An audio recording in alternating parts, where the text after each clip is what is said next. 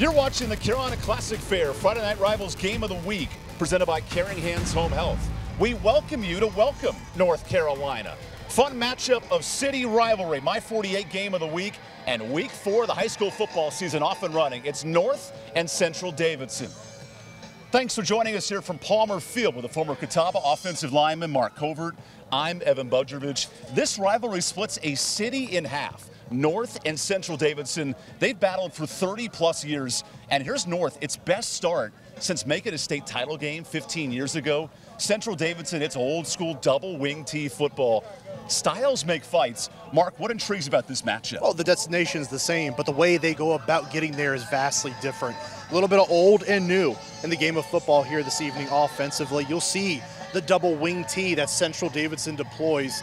Super old school, keep the football on the ground, game control there, and then spreading the football out on the North Davidson side and getting it into that spread look, but still running the football, dominating up front. Again, these two teams want to go to the same place, but they do it so differently from each other. I can't wait to see how they match up against each other. The entire town of Davidson County is here tonight, and for more on this matchup, here's our sideline reporter, Chelsea Groves. Yeah, guys, two teams hungry for success. The home team, North Davidson, off to a 3-0 start this season, their best start since 2016. And head coach Cody Bowman, he said that the key to success so far this season has been stacking the days, day by day, before practice, after practice, investing in the progress of each day, almost thinking of it as a business model. As for Central Davidson, Coach McIntosh, he is hungry for a conference championship. It could be the first since 1979 if they can get it done this year. And he said it's all about in the details and not just playing in close games, but learning how to win them. Guys. Thanks, Chelsea. Last year's double overtime thriller was fantastic. Let's see who can pull out a Davidson County matchup. That's a fun game on tap. When we return our My 48 game of the week, Central and North Davidson, don't go anywhere. We have kickoff after this.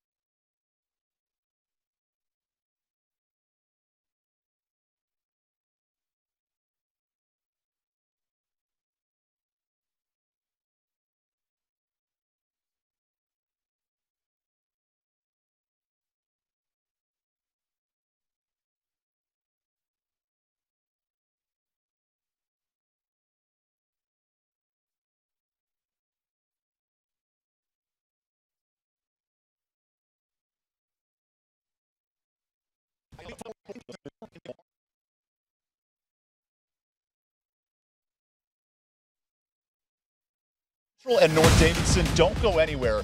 We have kickoff after this.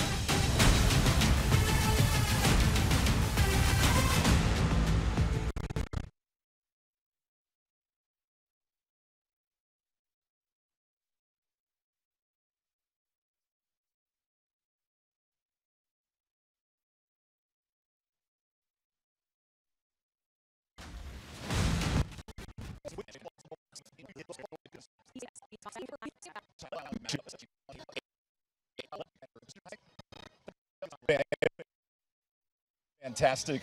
Let's see who can pull out a Davidson County matchup. That's a fun game on tap. When we return our My 48 game of the week, Central and North Davidson, don't go anywhere. We have kickoff after this.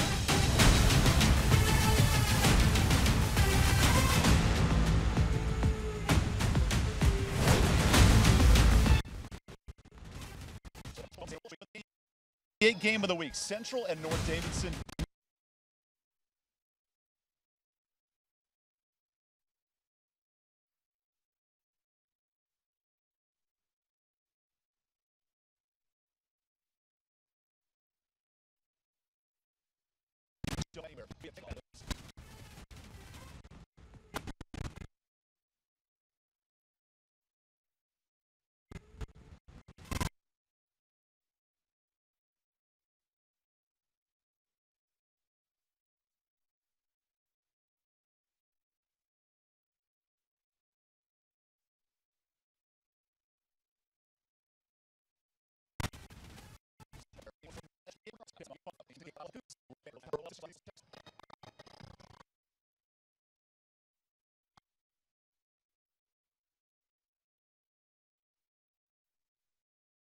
Thanks, Chelsea. Last year's double overtime thriller was fantastic. Let's see who can pull out a Davidson County matchup. That's a fun game on tap. When we return, our My 48 game of the week, Central and North Davidson. Don't go anywhere. We have kickoff after this.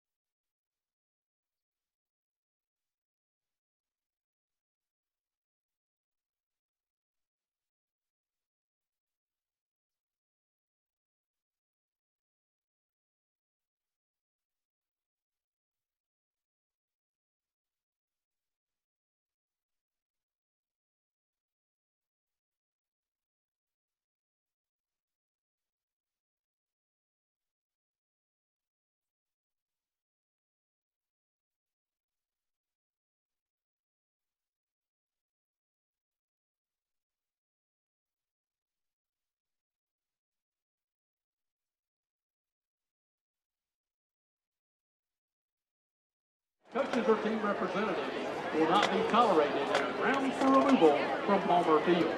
Also, at no time will anyone be allowed on the playing field, with the exception of players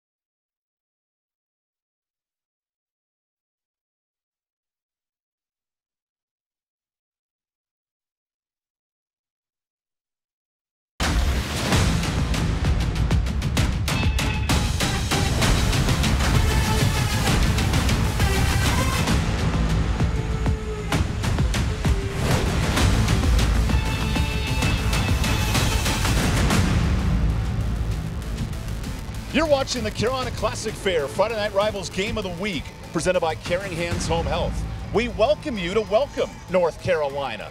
Fun matchup of city rivalry, my 48 Game of the Week, and Week 4 of the high school football season off and running. It's North and Central Davidson. Thanks for joining us here from Palmer Field with the former Catawba offensive lineman Mark Covert. I'm Evan Budrovich. This rivalry splits a city in half. North and Central Davidson, they've battled for 30-plus years, and here's North, its best start since making a state title game 15 years ago. Central Davidson, it's old-school double-wing T football. Styles make fights. Mark, what intrigues about this matchup? Well, the destination's the same, but the way they go about getting there is vastly different. A little bit of old and new in the game of football here this evening offensively. You'll see the double-wing T that Central Davidson deploys. Super old school, keep the football on the ground, game control there, and then spreading the football out on the North Davidson side and getting it into that spread look, but still running the football, dominating up front. Again, these two teams want to go to the same place, but they do it so differently from each other. I can't wait to see how they match up against each other. The entire town of Davidson County is here tonight, and for more on this matchup, here's our sideline reporter, Chelsea Groves. Yeah, guys, two teams hungry for success. The home team, North Davidson, off to a 3-0 start this season, their best start since 2016. And head coach Cody Bowman, he said that the key to success so far this season has been stacking the days, day by day, before practice, after practice, investing in the progress of each day, almost thinking of it as a business model. As for Central Davidson, Coach McIntosh, he is hungry for a conference championship. It could be the first since 1979 if they can get it done this year. And he said it's all about in the details and not just playing in close games, but learning how to win them. Guys. Thanks, Chelsea. Last year's double overtime thriller was fantastic. Let's see who can pull out a Davidson County matchup. That's a fun game on tap. When we return our My 48 Game of the Week, Central and North Davidson, don't go anywhere. We have kickoff after this.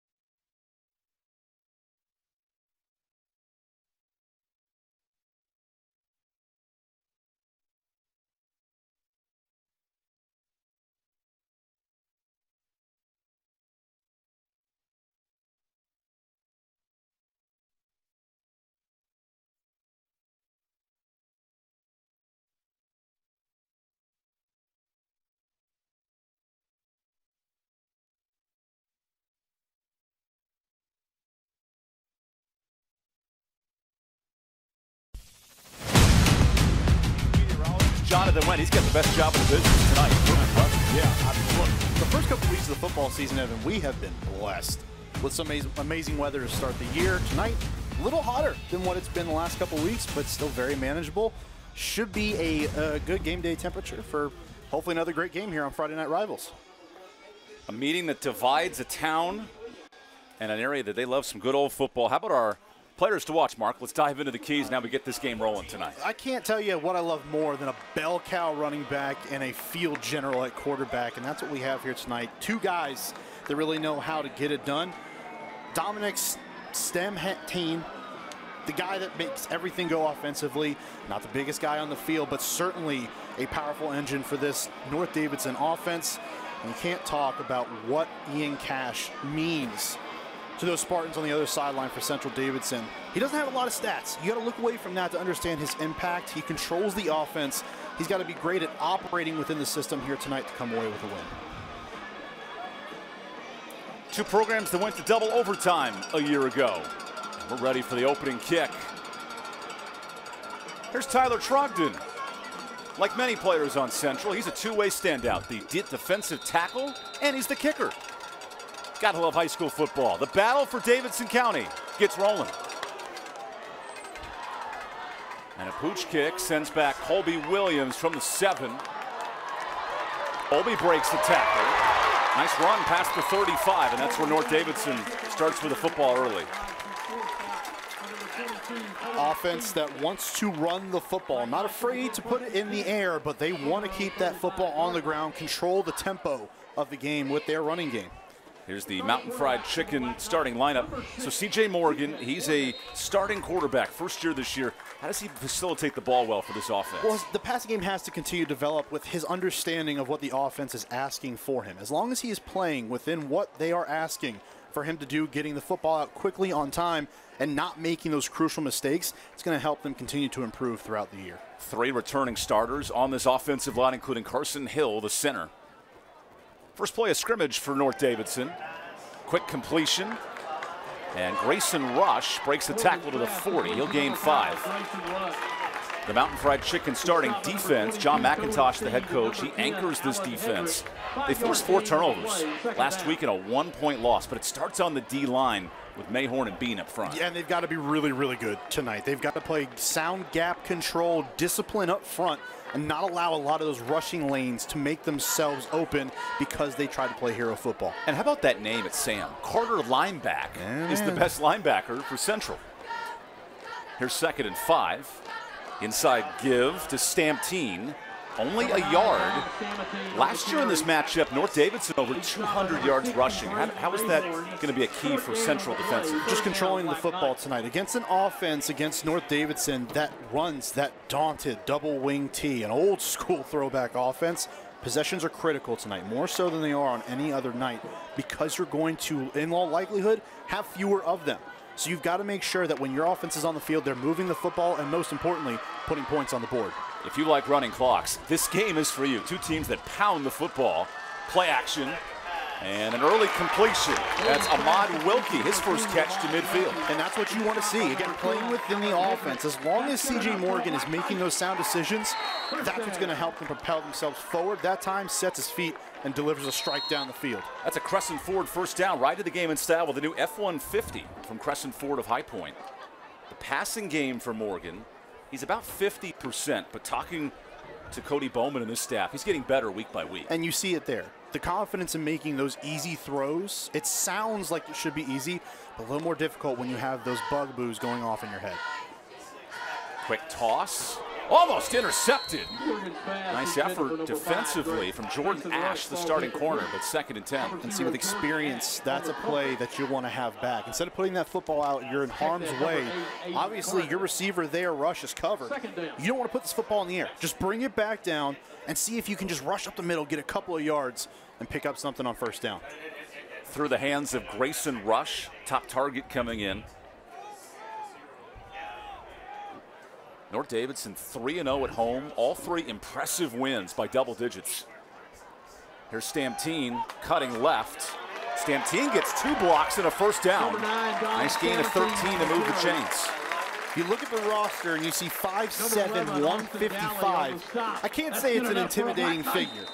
But what this guy does in Stamptine is he runs hard. And he's relentless when he's rushing the football. Sheds a tackler, gets outside, uses some speed, and great blocking on the perimeter by his receivers as well. Stamptine was a glue guy on the freshman-sophomore team. He was not the starting running back until this year as a junior on varsity. Now he's averaging 8 yards a carry. Fresh set of downs for North. Morgan, deep shot, almost picked. This secondary are ball hawks. Good coverage. That's Alan Hedrick, the junior safety. Great play by Hedrick, because that's got reservations for 6 written all over it. Hedrick doesn't read that football and get his hand in the air at the last second here. The extension to get up and over the top saves an easy touchdown. Keep in mind, Hedrick's the backup quarterback, and he's making plays at safety tonight.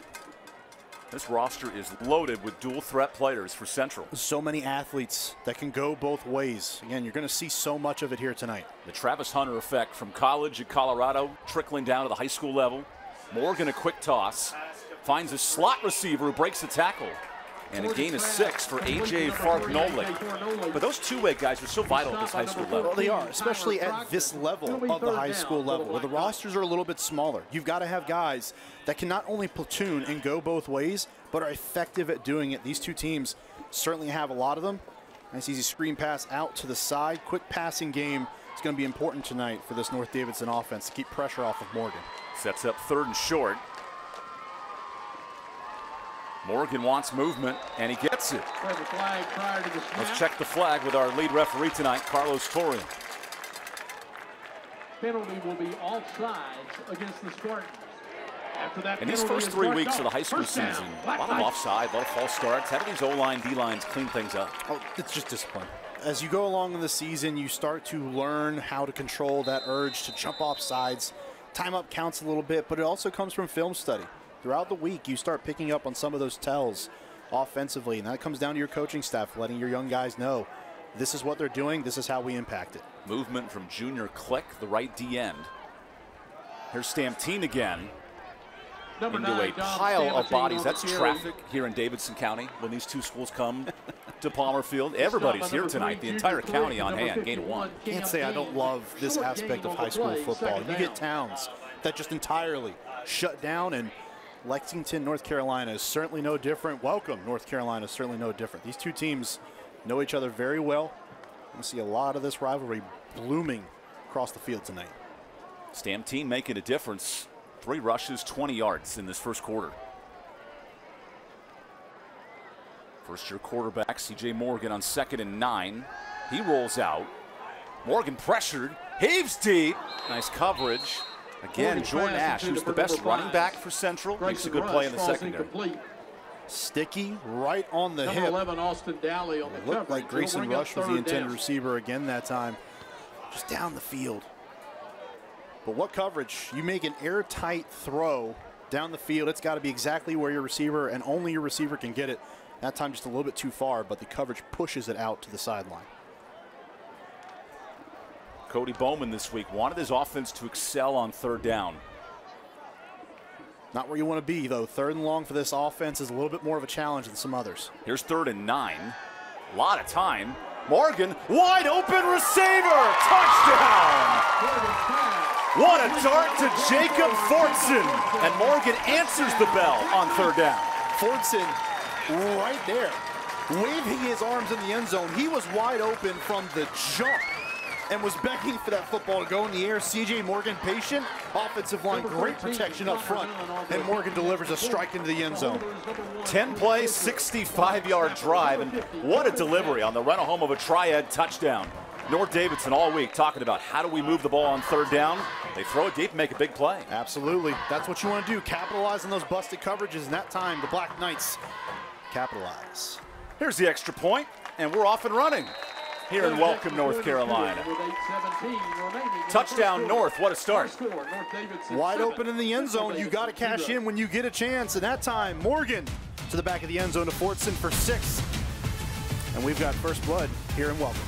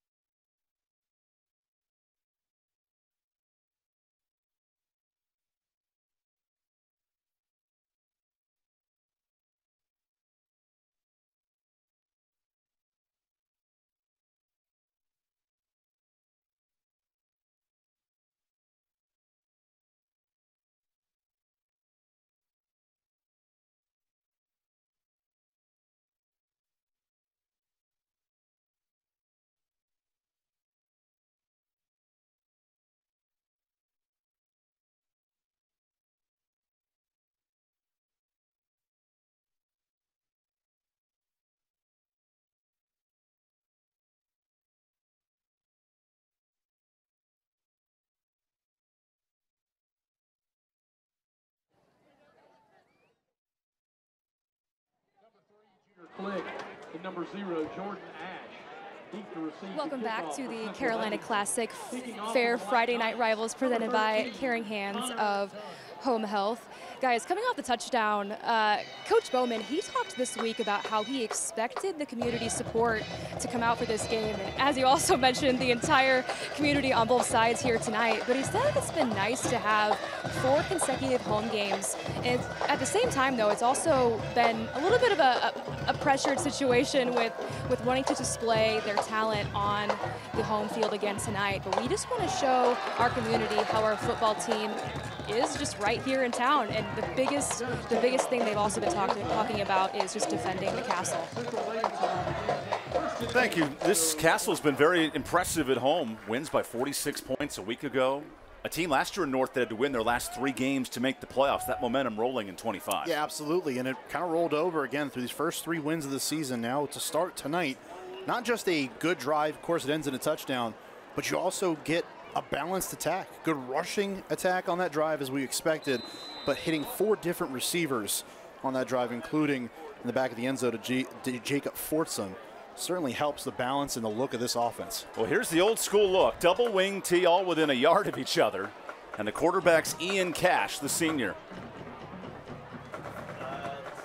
I'll be honest, I don't know who has the football on first down, but it sneaks out to Austin Daly, and he gets a gain of 5. That's the challenge for this defense tonight. A lot of smoke and mirrors. Anytime you go up against an option offense, you have to play assignment football. You have a guy.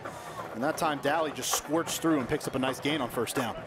Here's the Mountain Fried Chicken starting lineup. 5 different running backs tote the rock, but Jordan Ash the most explosive. 100%. This is the guy that controls the offense. A senior in his own right, has really stepped into that leadership role this offseason. Again, he's going to have to control this game here tonight from an offensive standpoint.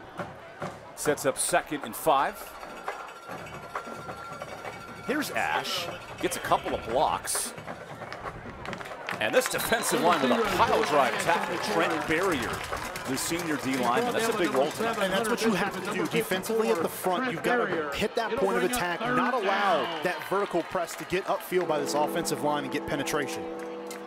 A D line that has 10 tackles for loss last week and a 46-0 win. Gage Pitt, the team captain and linebacker, excellent as well. Absolutely. And he, again, assignment football, that means you have one guy on every single play. You stick to that guy like glue defensively. No hero ball tonight. Follow your assignment. Do your job. I'm more of a tape guy, but I like glue as well. Here's 3rd and 3 coming up. Look at how many players are near the line of scrimmage. Here's Ash. 3 pulling guards, and Ash gets 8. Now that's some old school football. Blocking him into the sideline. Like, we got guys getting after it. A flag down. Might be a penalty here on the pulling guard, Braden Mayhorn. But these linemen are nasty. Coach McIntosh, he has to like it and then not like it at the same time. Well, you play through the whistle. You want your guys to be physical, but of course there is a point where you have to stop. You got to know, as soon as your cleats hit that tarp, it's going to feel different. You got to stop. There's Jonathan McIntosh with the red-brimmed hat. And let's see what the call is from Carlos Torian.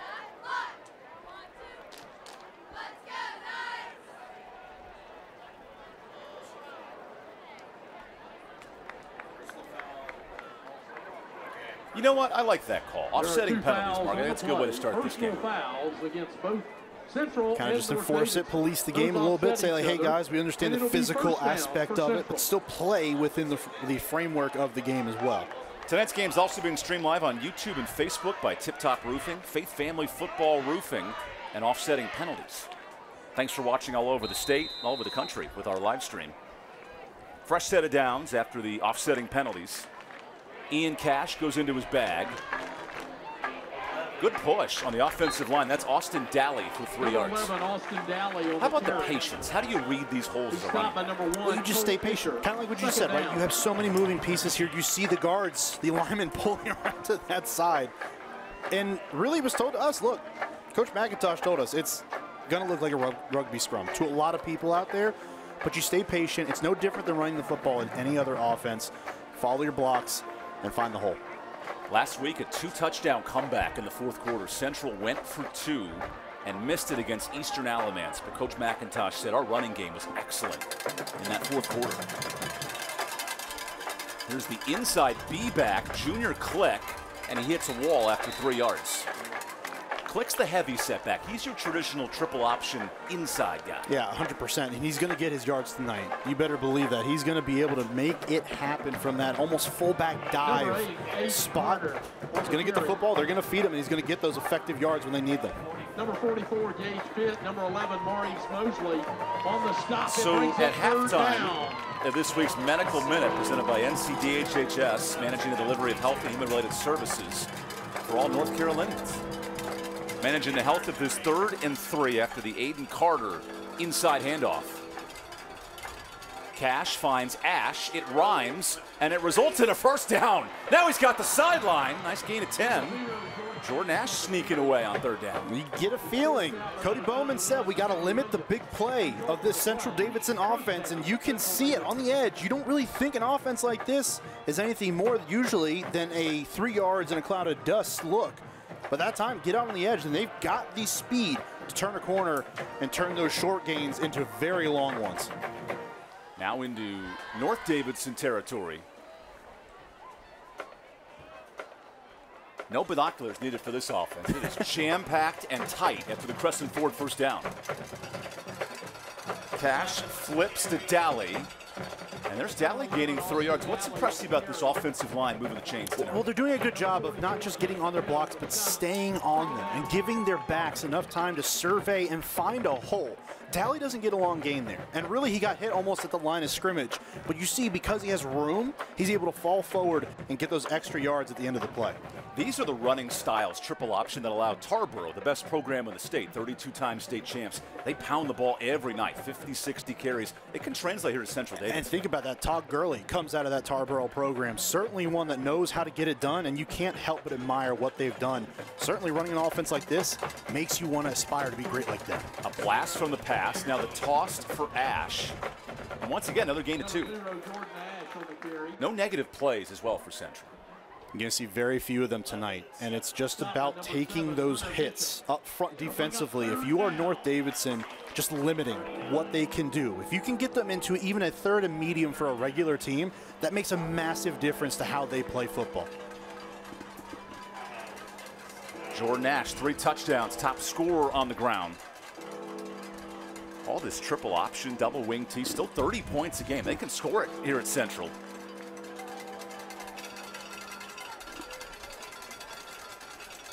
Here's 3rd and 6, back to Ash. Same play as the last 3rd down, and he's horse-collared down. Nice tackle.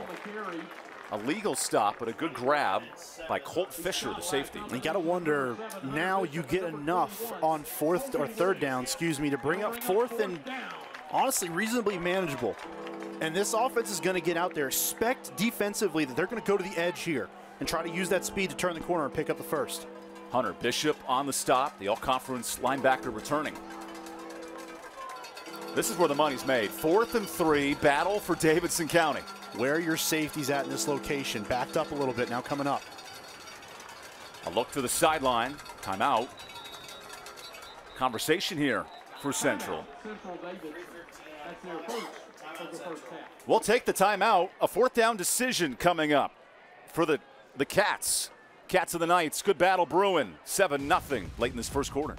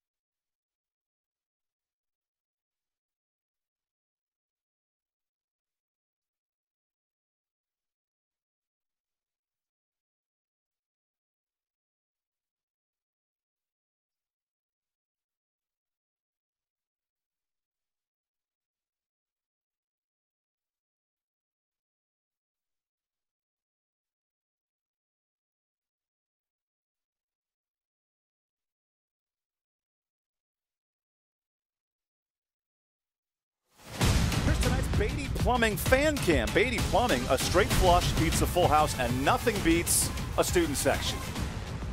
North Davidson students ready to rock and roll in the crosstown rivalry Here's big 4th and 3. Really love American night when we're in town, don't they? The pride of Davidson County. Big 4th down for Ian Cash. Cash tosses, Daly sprints. He's got the first. Nice second effort. Oh, Evan, he's close. Wait a second. Oh, they re-spotted the football. You see one referee going one way and one going the other. Let's take a look. Daly, that lengthy body, certainly had the right idea. Just get your head upfield and reach for the football. I wonder if that contact in the air he had to get was to what the affected 33 here. Gage Pitt comes over, makes the final hit here. That's close. But what an effort by this North defense. Stand up tall. So now they bring the chains out. Nothing beats a man in overalls with the chains. We know we're doing things right in high school football. Oh, high school football, please never change. Clearly short. I don't know if that spot was perfect, but it leads to a turnover. But North puts them in the position to make that call at that point because they stood tall at the point of attack. Your defenders weren't necessarily there at the beginning of the play, but they were able to swarm, get back, and make the play.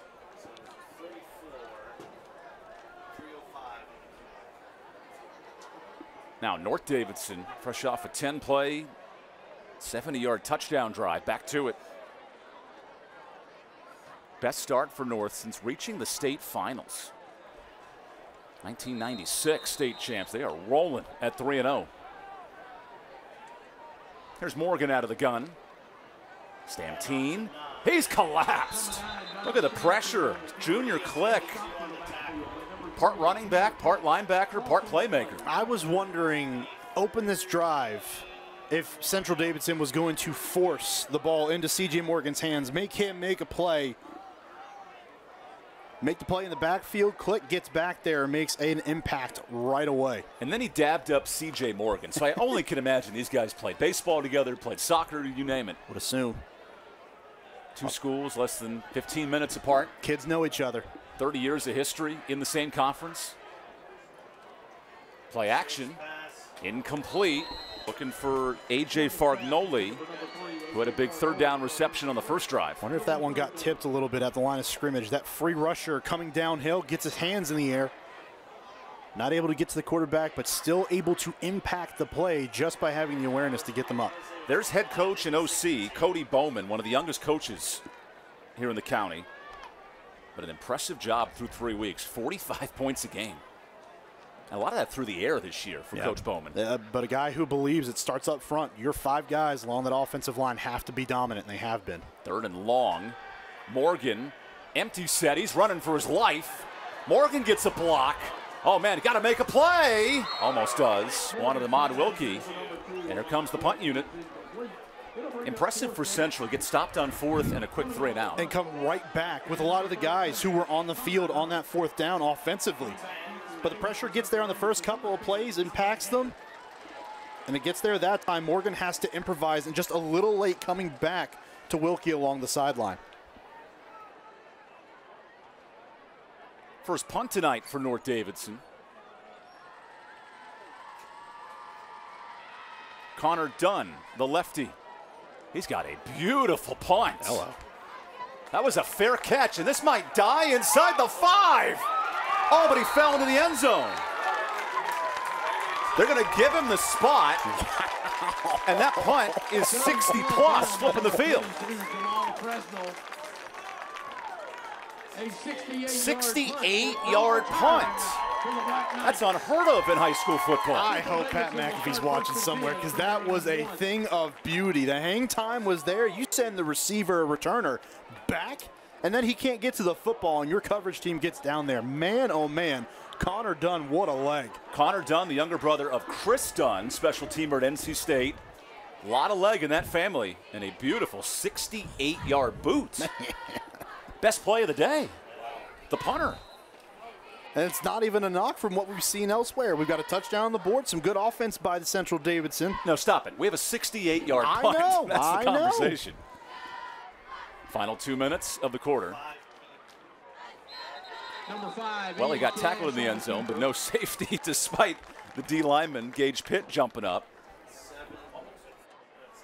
Number 7, Hunter Bishop leading the charge. I guess if you Lion King carry the running back into the end zone, that might be a safety, right? Sawenya into the end zone. The circle of life.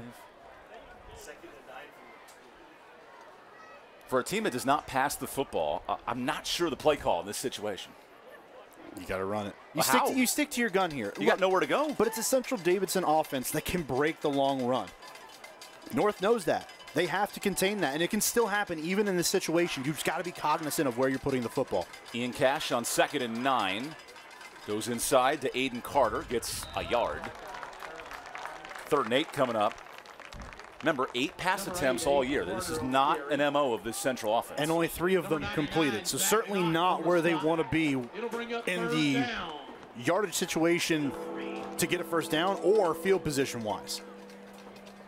So definitely not what you're looking for, but you've just got to get out of this and hope your defense, after a punt here, can get back down the field and do you some good. Here's Ian Cash going Shane Falco from the replacements. Hey, guys, we got a special play cooked up. 3rd and 7 to beat the Washington Generals. Final minute, first quarter. Cash tosses to Ash. Little inside sweep. And nice running for a big play. Where'd this come from? Daly takes the defense for 50. Well, I guess the Falco play worked. They can take it and bust it wide open. You don't think the double wing T can break off long gains like this, but hang on. Watch Central Davidson work. This time, just patience by Daly running the football. Look at this, a little bit of trickeration that time. They go to one side, pitch it to Aiden Carter. He comes back around to Daly. And Daly's like, I'm running out of juice, boys. We're going for the stiff arm. We're going for everything. Still didn't go down. What a run. Impressive run of 39 yards. Here's Ash on the toss. He fumbled the football. North Davidson thinks they have it. And what a costly turnover scooped up by Zach Knott. Well, and how devastating is that really for that offense? You get the long gain, you get back on the other side of the field. You are off and running, and just helmet to ball pops that one out and not able to hop on top.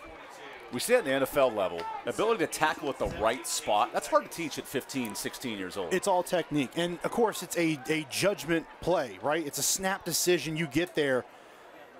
But right here, helmet on ball. That is a great play by Gage Pitt to get his helmet on the football, force that one out. 2 turnovers for Central. And North gets it right back. Morgan to Stamteen. Nice hard running for 7 yards on first down. And now realistically, it's almost like deja vu. This is exactly where the last North drive started. So they get the football back off a fortuitous bounce. Great play defensively. And man, oh man, what a first quarter. We've had a 68-yard punt. We've had double reverses. We've had everything and a touchdown. 1 quarter in, North leads Central by 7. We'll be back to our F&R game of the week after this.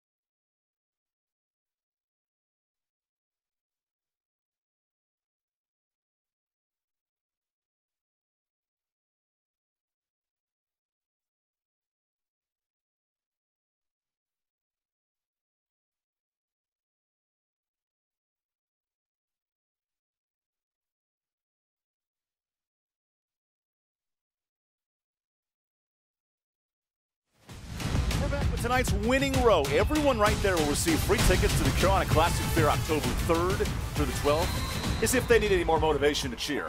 The Carolina Classic Fair barn to be wild. Fresh off a turnover, North has the football. Morgan pump fakes, pass deflected. Incredible pressure. And this D-line playing well for Central. Again, talked about getting your hands up in the air. And wave them like you just don't care. Yeah, exactly. But you can see right now, C.J. Morgan, the ball's coming out a little low. So defensively, I'm thinking, get your hands up. Because if you can do that, you can knock down a couple of these passes at the line of scrimmage. This is Tyler Trogdon on the pass deflection. Coming out a little fast, but again, just knowing where that football's going, following the eyes of the quarterback, they will take you to the play more often than not. Central forced 4 turnovers and a loss last week to Eastern Alamance. This defense gets after it. Running back in motion. Morgan inside, and the man Fisher makes a cut on his feet inside the 15. Explosive play for Colt Fisher. Really nice design that time. You motion your back out. He goes out to the flat on the right side. The defense has to account for that. They slide out that way, leave the middle of the field wide open, and that time Cody Fisher makes his first catch of the game, and it is massive. Just dragging right over the top, and then from there it's those one-on-one matchups in the secondary. Fisher's going to win those more often than not. Longest play of the season for Fisher, 40 yards. Inching closer to that Cook Reynolds red zone. Cook Reynolds running the smart way to get things done. Here's 1st and 10. Stamtine cuts right. Does get 2 yards out of it. 2nd and short upcoming. I think it's pretty easy to tell where Stamtine's strengths are. Even through the first quarter, you see the way he's patiently following those blockers and letting the play develop. And then once he sees it, he makes that cut and gets upfield to get those yards. Smart player. Doesn't have that imposing figure, but if you can play the game, and especially the mind game, it's going to help you a lot. First-year starter, Dominic Stamtine, 8 yards a carry. He gets 4 on 1st down. Morgan, back to Stamtine, cuts it loose, breaks a tackle, jukes a man to the 5. The one-man wrecking crew, 3rd and short.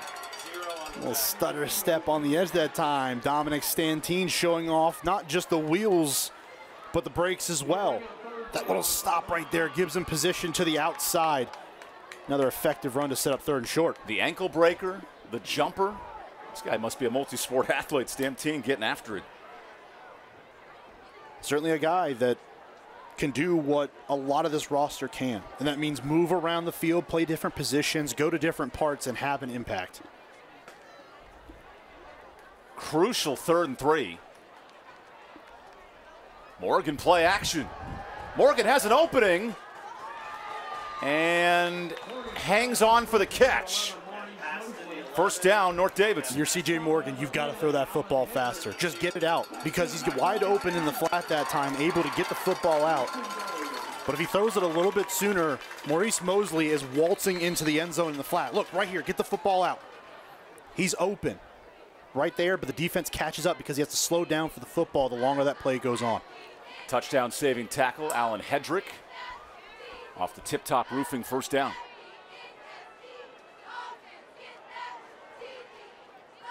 Here's Morgan on 1st and goal. Goes back to Mosley. Pile pushing. This Davidson rivalry. A hog brawl in the red zone. Touchdown.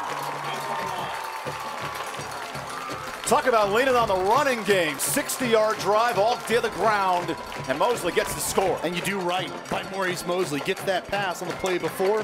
You go right back to him, allow him to use that big frame and that big offensive line in front of him to pave the way into the end zone for their 2nd touchdown of the night. 7 plays, 58 yards on the Run-A-Home triad touchdown. Run-A-Home the right way. Here's the extra point for Dunn, the special team standout. And it's 14-0, North Davidson. We told you it's a game of running styles. Well, North off to a 2-touchdown start. Sure are. That big offensive line paving the way. Cody Bowman's got to love what his Black Knights have done here in the opening half.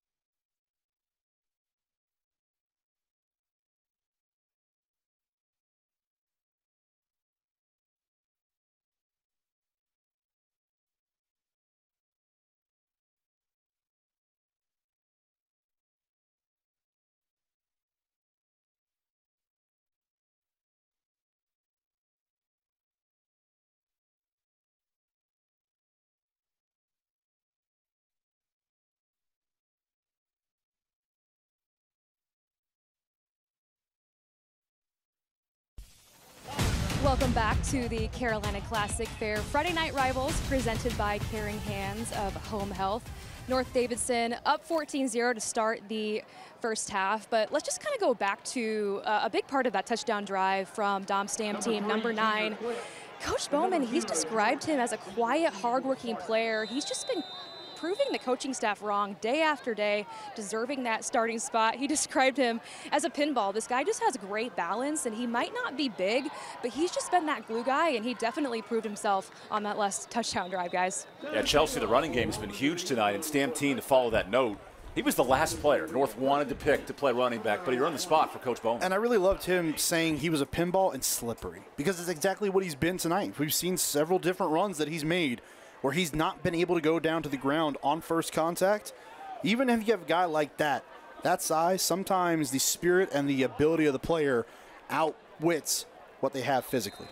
There's Cody Bowman, the former O-lineman here at North, and the second-year full-time head coach, fresh off a playoff appearance last year, and now a 3-0 start, all at home. Here's Ian Cash in this Central offense, 2 turnovers on 2 drives, both in North territory. A toss, a sweep, it's Ash, and out of the pile he gets 4 yards.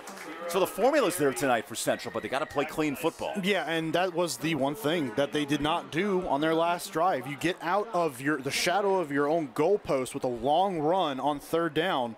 Very next play, you cough the football up and squander an opportunity on the opposite side of the field.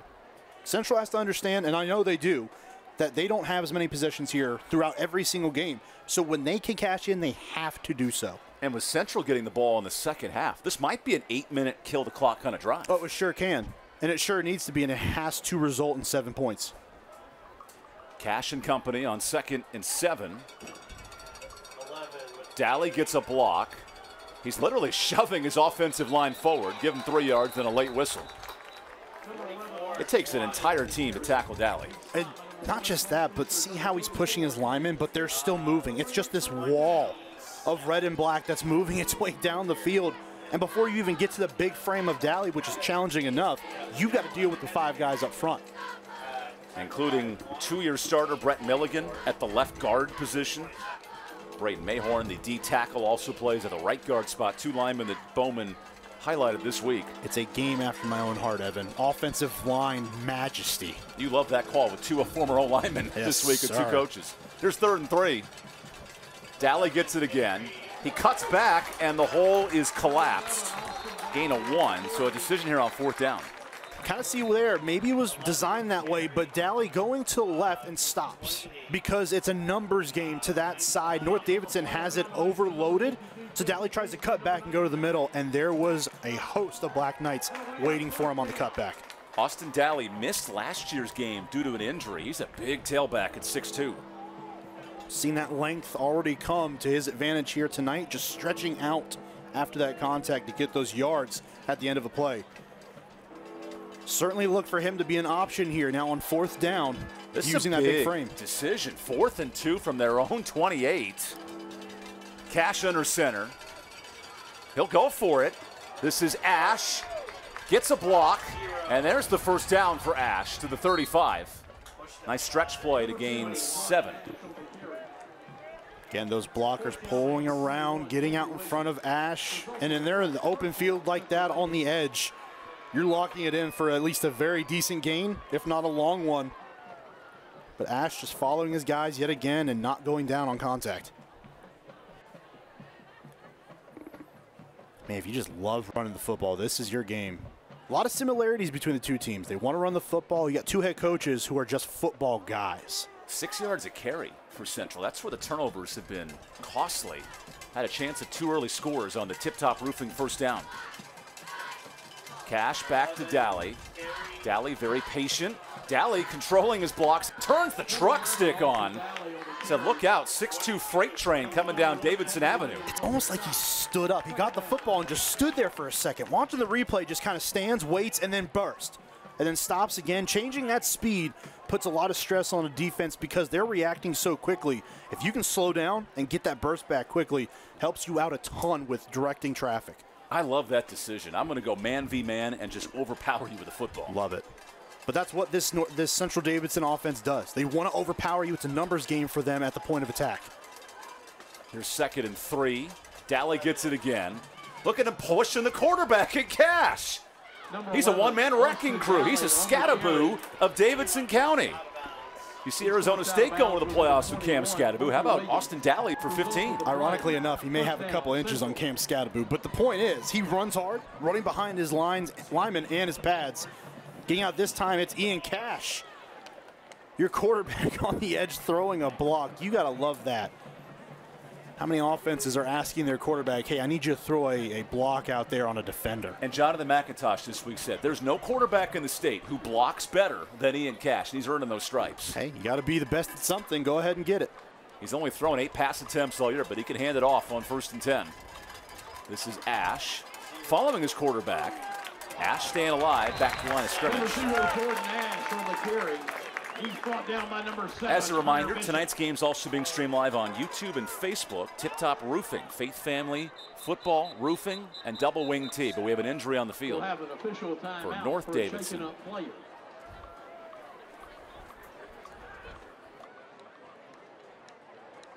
We'll check on the injured player for North in this 2-touchdown game. We'll take a quick injury timeout. Come back for the rest of this first half when we return to welcome North Carolina. 2-score lead for North Davidson.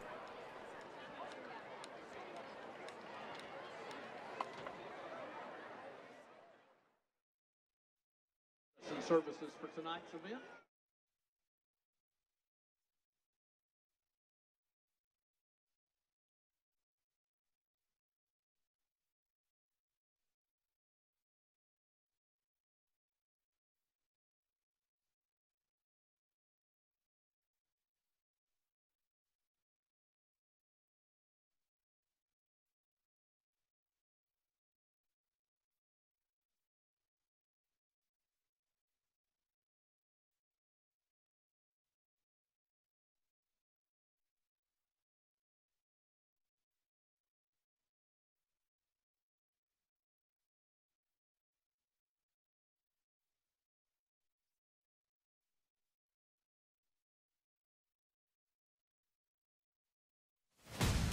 For the My 48 halftime report, Tatum and Atkinson Scholar athletes, interviews with the coaches, principals, and more. My 48 Sports, your home for local sports. Good to see Hunter Bishop back on his feet. Also in the 4th quarter of tonight's game, we'll be highlighting the school bus stop of the game. So the law in every state, Mark, believe it or not, requires drivers to stop for a school bus when the stop arm's out and our little bus slides across the screen. Cool animation we built this summer. Not too bad. And at halftime of this week's Medical Minute presented by NCHSAA, they manage the delivery of your health and human-related services. You should give them a call today for all North Carolinians. Setting up 2nd and 9 out of the injury timeout. So Hunter Bishop out for a play. A reverse. Here's Daly. Look at Daly turn 5 yards into 10, and he's right at the sticks. Big decision here. It's kind of hopscotches his way the whole down the field. Just getting behind those linemen again. They're getting pushed, but they're also not going down at the point of attack. They're keeping their feet and getting down the field to throw more blocks. That's 7 yards a carry for Central. I know this offense is predicated on the wing T, but if you're moving the ball like this, it'll lead to some good scores. And certainly it's aided by the long run they had on their last drive, but that doesn't mean that they're not doing what they're supposed to do on every other play on every other drive. Opening 22 holes, rushes, getting those blocks. All positive plays for Ian Cash. Here's 3rd and 1. And Central has the first down as Ash comes out of the pile. He'll move the chains inside of 4 minutes in the first half. They really are trying to get this clock the whole way down. Number 0, Jordan Ash on North still has those 3 timeouts to work with now underneath 4 minutes. But this drive is chewing up a ton of clock and going exactly as you would want it to if you are Central Davidson. What does this say about Central? They've leaned on that left side of the line tonight. A lot of plays to the left offensively. Well, you can see that's where they're favoring over too, right? It's Milligan, it's Mason Sharp on the left tackle spot, able to push those guys out along the edge and give your runners a good look at the defense. Inside the 30 now on 1st and 10. There's Daly. He goes left again. Daly truck sticks him, man. Whoa. 11, Austin Daly. Oh, my goodness. There was a car crash on Highway 40. Oh my gosh. Look at Daly banging his chest. Getting down the field, throwing a block. I hear you, big fella. Get out there and lay someone out when you got a chance. If you're going to get my way, I'm going to move you. On the perimeter, put those shoulders down, get out of here. Oh, that's big boy football. That's extending the arms, too, getting a little shove off on the stiff arm. It's not often you see the ball carrier extend the arms. It's kind of weird. Inside of 3 minutes now in this first half, a physical drive for Central. But we like it. Cash straps it up, feeds Ash. 3 guards pulling. Ash gets a corner, streaking inside the 10, and enters the Cook Reynolds red zone. It's what makes this offense so dangerous. You know it's old school. You know they're going to run the rock. You know they have the personnel. But they have those different dimensions to what they do, right? You see Daly able to push the pile, truck defenders, get down the field. But then it's guys like Ash getting out on the edge, and they have the speed to turn that corner and get those nice big gains. So many different facets to this offense that you don't traditionally see in an offense like this. In the Cook Reynolds red zone, already 11 plays, 72 yards. Huge 2-minute drive to end this first half. This is Cash on 1st and goal. Finds Daly, cuts it inside. Daly to the 5, and he stopped there. 2nd and goal upcoming. Stop by number 44, Gage Pitt. When do you use the timeout here if you're North Davidson? I got to start thinking you start using them at this point, but maybe you wait one more play. If you can hold them here and get to a 3rd and goal, you call that timeout, so at least you give yourself an opportunity to go down the field and you have one timeout left to use. Daly is a monster. 12 carries, 96 yards. Great for your fantasy football team if you're in a PPR league.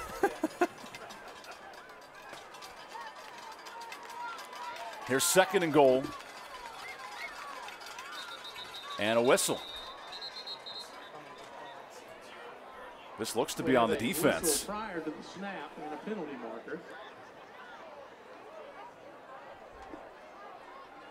It will be offside. So 2nd and goal gets even closer with 1:51 left. It's certainly not where you want to be putting an offense like this. Central knocking at the door. You do not want to help them by giving them any sort of free yardage. First penalty of the night for North.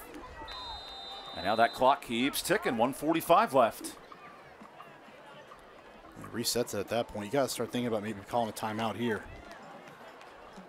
Or maybe realizing you can go into your next drive with 2 or potentially 3 timeouts, depending on how this plays out. Cam Bean, the D tackle, checks in behind the quarterback, Cash. 2nd down, it's Ash. Ash inside, and he scores! Number 0, Jordan Ash on the A powerful rushing drive. 80 yards of hard-earned touchdown for Central Davidson. They do what they do, and they do it well. That time able to get their way down the field on a march. To basically end the first half, they get their first points of the game on the board, thanks to the legs of Jordan Ash. 4th touchdown of the year for Ash, the rent-a-home touchdown. Rent-a-home with a tryout where property owners and tenants find their perfect fit, and Central eats up 7 minutes of clock. Here's the extra point. It does not sneak through. There's a block for the North defense. Crazy to think last year's game came down to a missed extra point from Central. That was blocked. So certainly maybe a little bit of deja vu, some nightmares being brought up into the eyes of Central, but great drive. Come down the field on an 80-yard march, able to get into the end zone. It's right there, yeah, tip the hands. There's old Carson Hill getting his left paw in there. Hey, Carson knew it. Sure did. He jumped like 3 inches in the air. There's Carson. Enough to get paper. He's like, oh, I got That's it. all you need. That's all you need. He could post up on the basketball team, get that left hand in there. Got his hand up in the air. Will Ferrell and Tropic Thunder. Hey, pass. Throws it back out. Give me the ball, give me the ball. He never shoots it, but that's the whole shtick of the movie.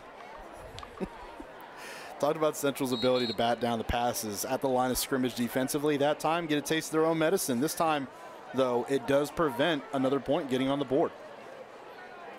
How about that drive? 13 plays, 80 yards, 7 minutes of clock. And let's see how efficient this North offense can be. That's the kind of offense you expected to see tonight out of this Central team. Number 14. After the missed extra point, Tyler Trogdon in to kick. Fisher and Williams deep to receive. A much better boot that time. Returnable for Fisher. He does break a tackle. And Fisher cuts up to the 30 Fisher on the return with a minute 10 to go and all timeouts. So a minute 10 to go. You got to start thinking that they're going to put the football in the air a little bit more. So we're going to see exactly what CJ Morgan is made out of from a tactical standpoint. Again, even though you're trying to move the football down the field in a quicker manner, you don't want to put the ball in harm's way and give Central another chance to put points on the board before the half ends. The one big pass completion, the 20-yard touchdown to Forts, and everything else 5 yards at a time. What can Cody Bowman drop in this offense? They graduated Ethan Pickle, all-conference quarterback. Great name, by the way. One of your favorites. 20 touchdowns a year ago for Pickle. Here's Morgan in the middle of a jam, working up a touchdown, 1:10 to go. Play action. A lot of pressure. Well, that wasn't in Morgan's plan. Junior Click, the sack, and a timeout. And certainly one of those instances where you need to get the football out, regardless of who's covered down the field. Just get the football out. Chuck that thing at someone's feet. I want to understand the blocking assignments here. Because 3 guys missed their block. Yeah, but it kind of seemed like maybe that was also a numbers game. Overloaded on the offensive line. 2 guys along the edge, 1 guy up front. Sometimes just an excellent play call, knowing that you can bring pressure against a slower moving offense. And look at Junior Click here, working with the young cheerleaders to get a water bottle after a big sack. I'm surprised we really haven't seen more, though, of Junior Click tonight, especially from the up back position. But Ash and Daly are working so well on the edges, they haven't had to use him up the middle a whole lot. Jonathan McIntosh's program started 3-0 in the conference last year, and he noted this North Davidson game was the demise of his program down the stretch. Want to improve on that early in 2025. Yeah, absolutely. And they were in a position when we went into that game last year late in the season to push for a playoff spot, and it was all downhill after that loss. Just not what you want to have repeated here tonight. Stay the course. Central searching for its first league title in program history. That's a banner moment if they can pull it out. League play begins next week. Final minute, first half. Morgan turns left. A lot of pressure. Morgan pumps. Almost a pick in the breadbasket of the linebacker. Man, oh man. What a gift for Alan Hedrick. It'll bring up 3rd down. He knows it too. And Hedrick's been pretty good in his pass coverage here tonight. Saw him on the first drive, tipped away what would have been a sure touchdown. And this time, a golden opportunity thrown right at him. I think sometimes as a defender, you almost get surprised when a ball is thrown right at you like that. You're not expecting it. Hedrick has 3 pass breakups tonight. That was his best, and he almost had a pick right there. That should have been his pick. More importantly, keep the timeout, 3rd and 15. Correct.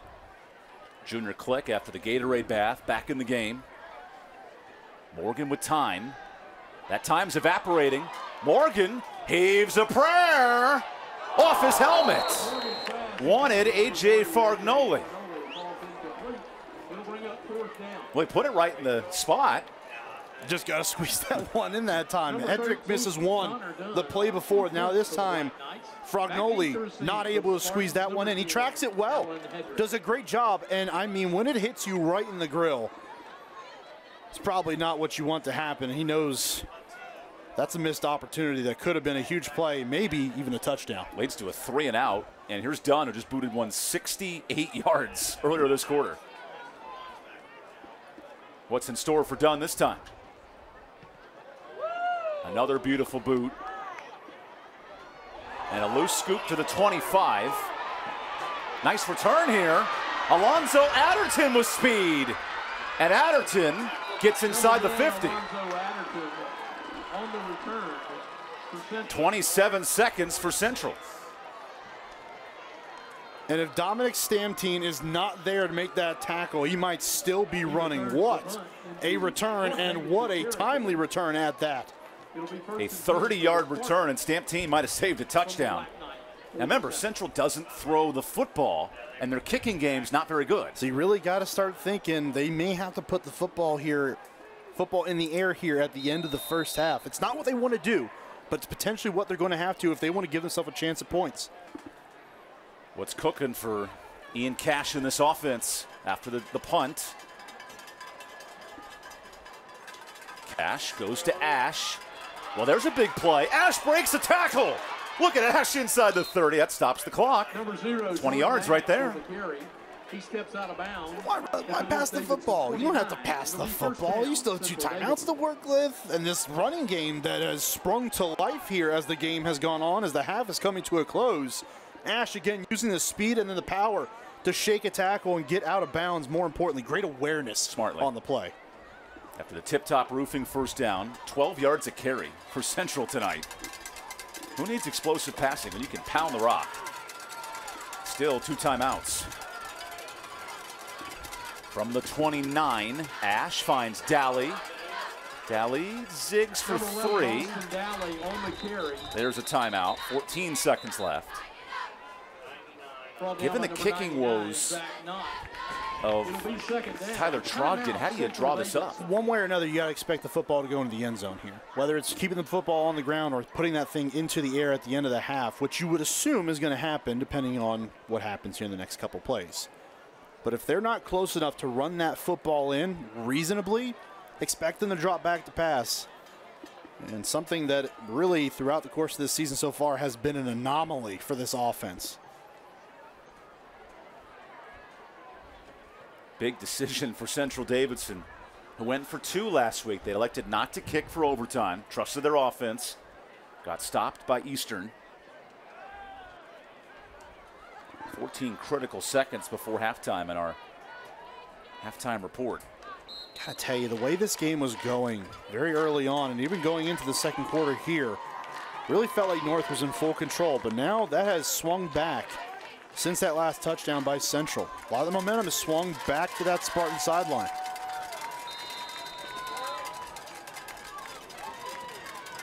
.14 seconds for the double wing T. Cash goes to Ash. Has pulling blockers. Ash. Bishop grabs him. 8 seconds. Timeout. They might add a second on the clock. We'll see. It'll bring up 3rd down. Hunter Bishop was supposed to be the starting running back on this football team. But they asked him to take on a bigger responsibility at that linebacker spot, knowing that it was a need. And without him here, you don't know what's about to happen. Ash could be out the gate at that point, but Hunter Bishop tracks him down, uses that speed now that he is back on the field, and makes a tremendous play. This is interesting. 6 seconds. You don't really have time for 2 plays. No. So this has got to be an end zone shot, right? It has to be. It absolutely has to be. I know that's not what they're used to. Oh, looks, here comes Trogdon out to kick a field goal. Okay.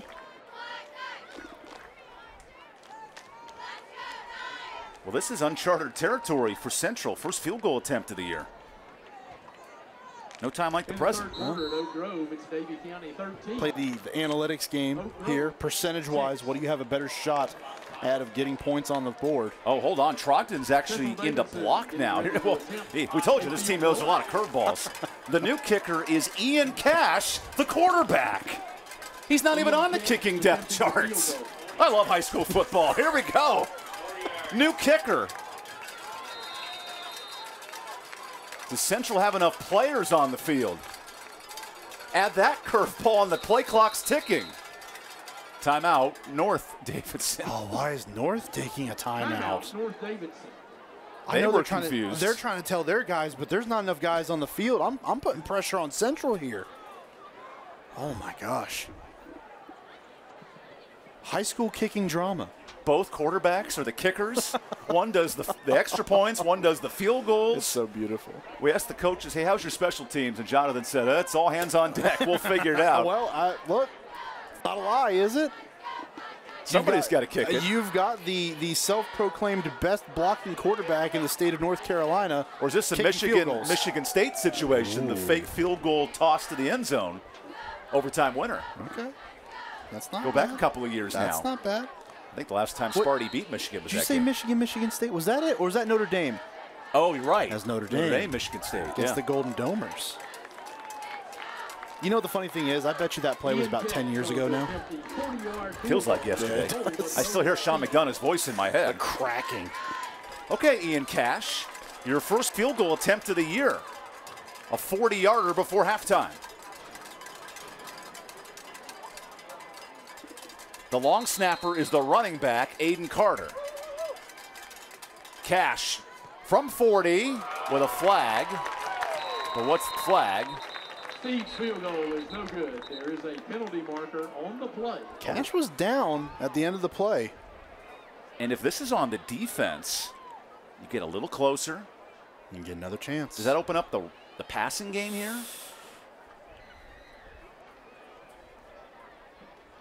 Well, I don't think so. If it's close enough for you to attempt a field goal there.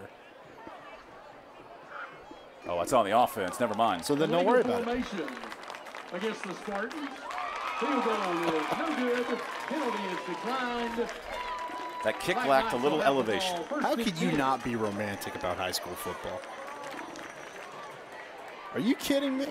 Everybody's kicking the football. Everybody. We might have kicker tryouts here in Davidson County during halftime. You trying to go down there? I'll do it if you do it. We'll give it a shot. Maybe Chelsea can do it after she talks to coach going into break. Do you think we'll pass? High school? Not as good as that Dunn kid who punted the ball 68 yards, but we might be second in line. Might have to shave the beard off real quick before we head down there. So one final play before halftime. Hit him with the old chubby bunny.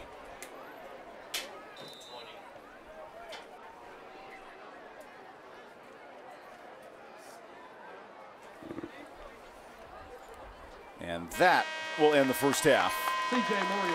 Well, Central Davidson, 4 opportunities, 2 turnovers, a missed field goal, and only down a touchdown. And that's exactly what it was. The first half, again, really felt as we went into the second quarter that it was in control by North Davidson, but Central, give them all the credit in the world. They fought back. They got themselves back into the game with a touchdown. And now it really feels like it's more of an even game going into the half. 1 score difference. Last year's game, double overtime. Came down to extra points and field goals. Now we'll go down to the field with Chelsea Groves and Coach Bowman. Coach, your team punches first in this one, a 1-touchdown win here at the half. How would you assess the performance so far in the first?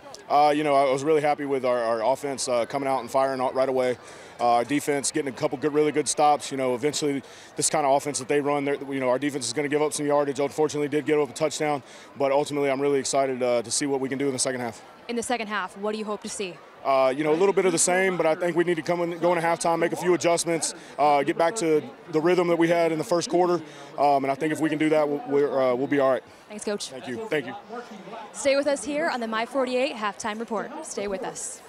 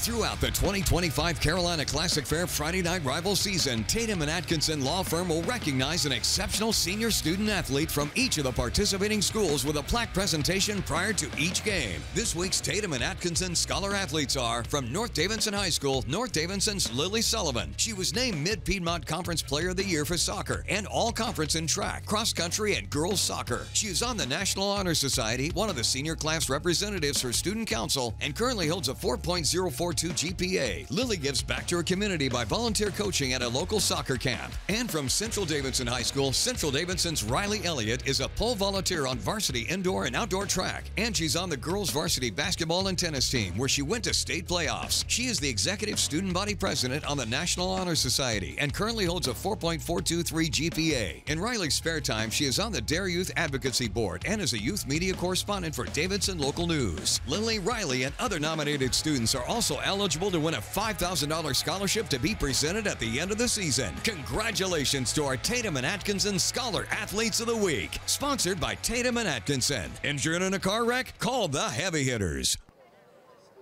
Welcome back to the My 48 Halftime Report. I'm Chelsea Groves, joined by Principal of North Davidson High School, Jason Israel. First off, congratulations on being the principal of North Davidson, and just also a welcome back to you as well. You have quite a few accolades here: a former history teacher, assistant principal, and PA announcer. You've made an impact on this school and community. How excited are you to be back? Thank you. I mean, it's been great to be back. I couldn't be more excited from starting my career here in North Carolina. Like you said, being an assistant principal and now coming back to be the principal, I couldn't be more proud to be a Black Knight again. Now, North Davidson has some really unique opportunities for students here. Can you talk about some of those? Sure. So we have an ROTC program that we have students from other schools are allowed to come to our school. Our teaching as a profession class is excellent. We have I'm trying to think. I'm flustered right now. We have our TAPS program. We have our I'm flustered right now. I got so many things that we have. There are so many things. Our fire program. We have our all the different programs that we have, and it's great here.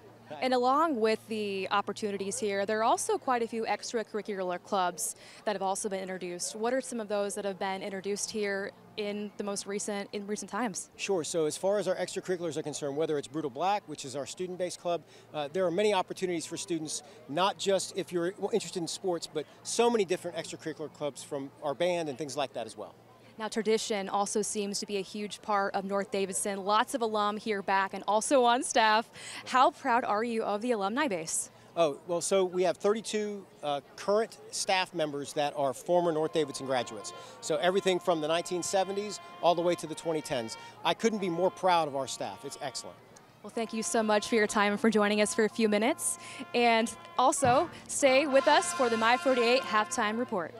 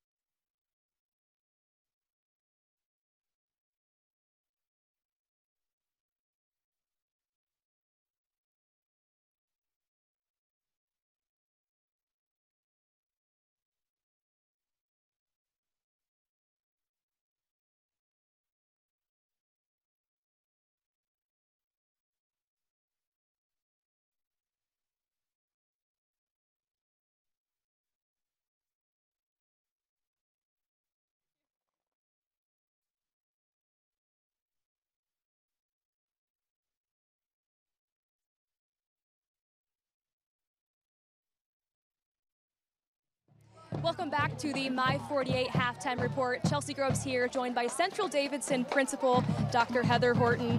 First off, thank you so much for joining us. Sure. Appreciate it.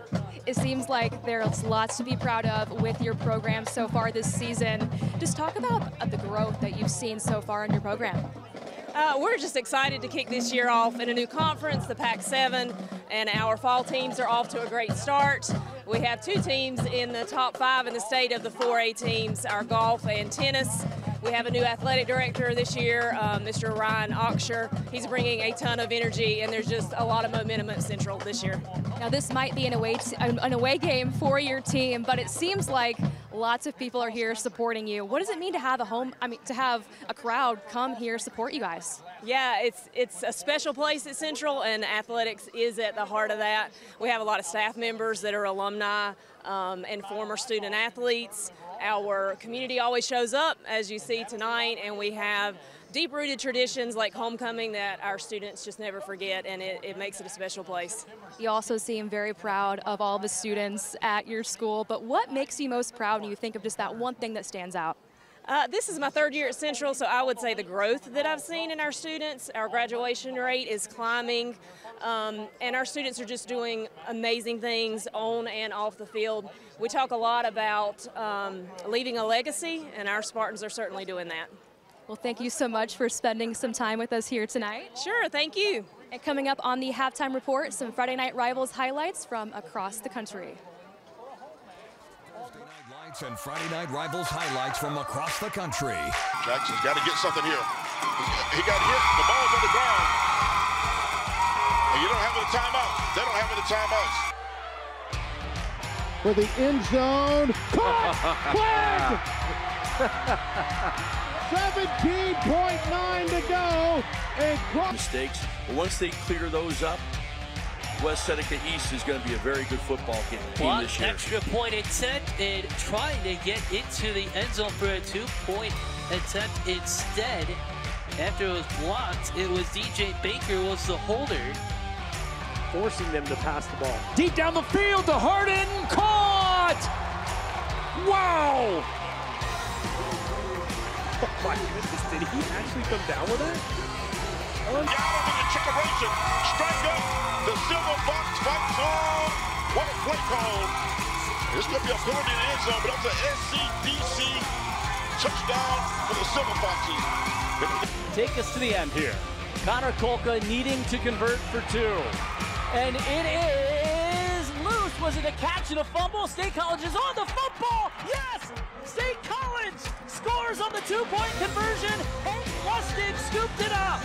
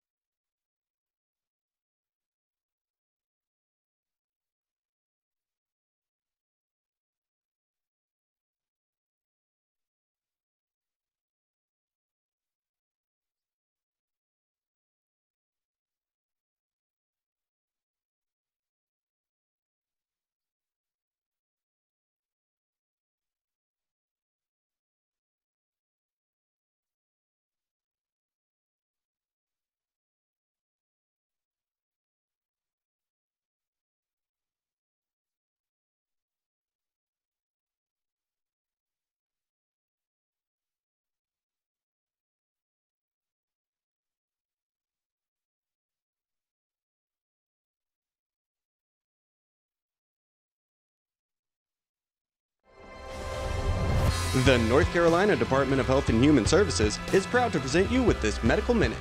Everyone goes through tough times, and everyone can get through them, as long as they don't have to do it alone. 988 is the number that can make a difference. It's a number to use when you need help and don't know where to turn. Call, text, or chat 988 day or night.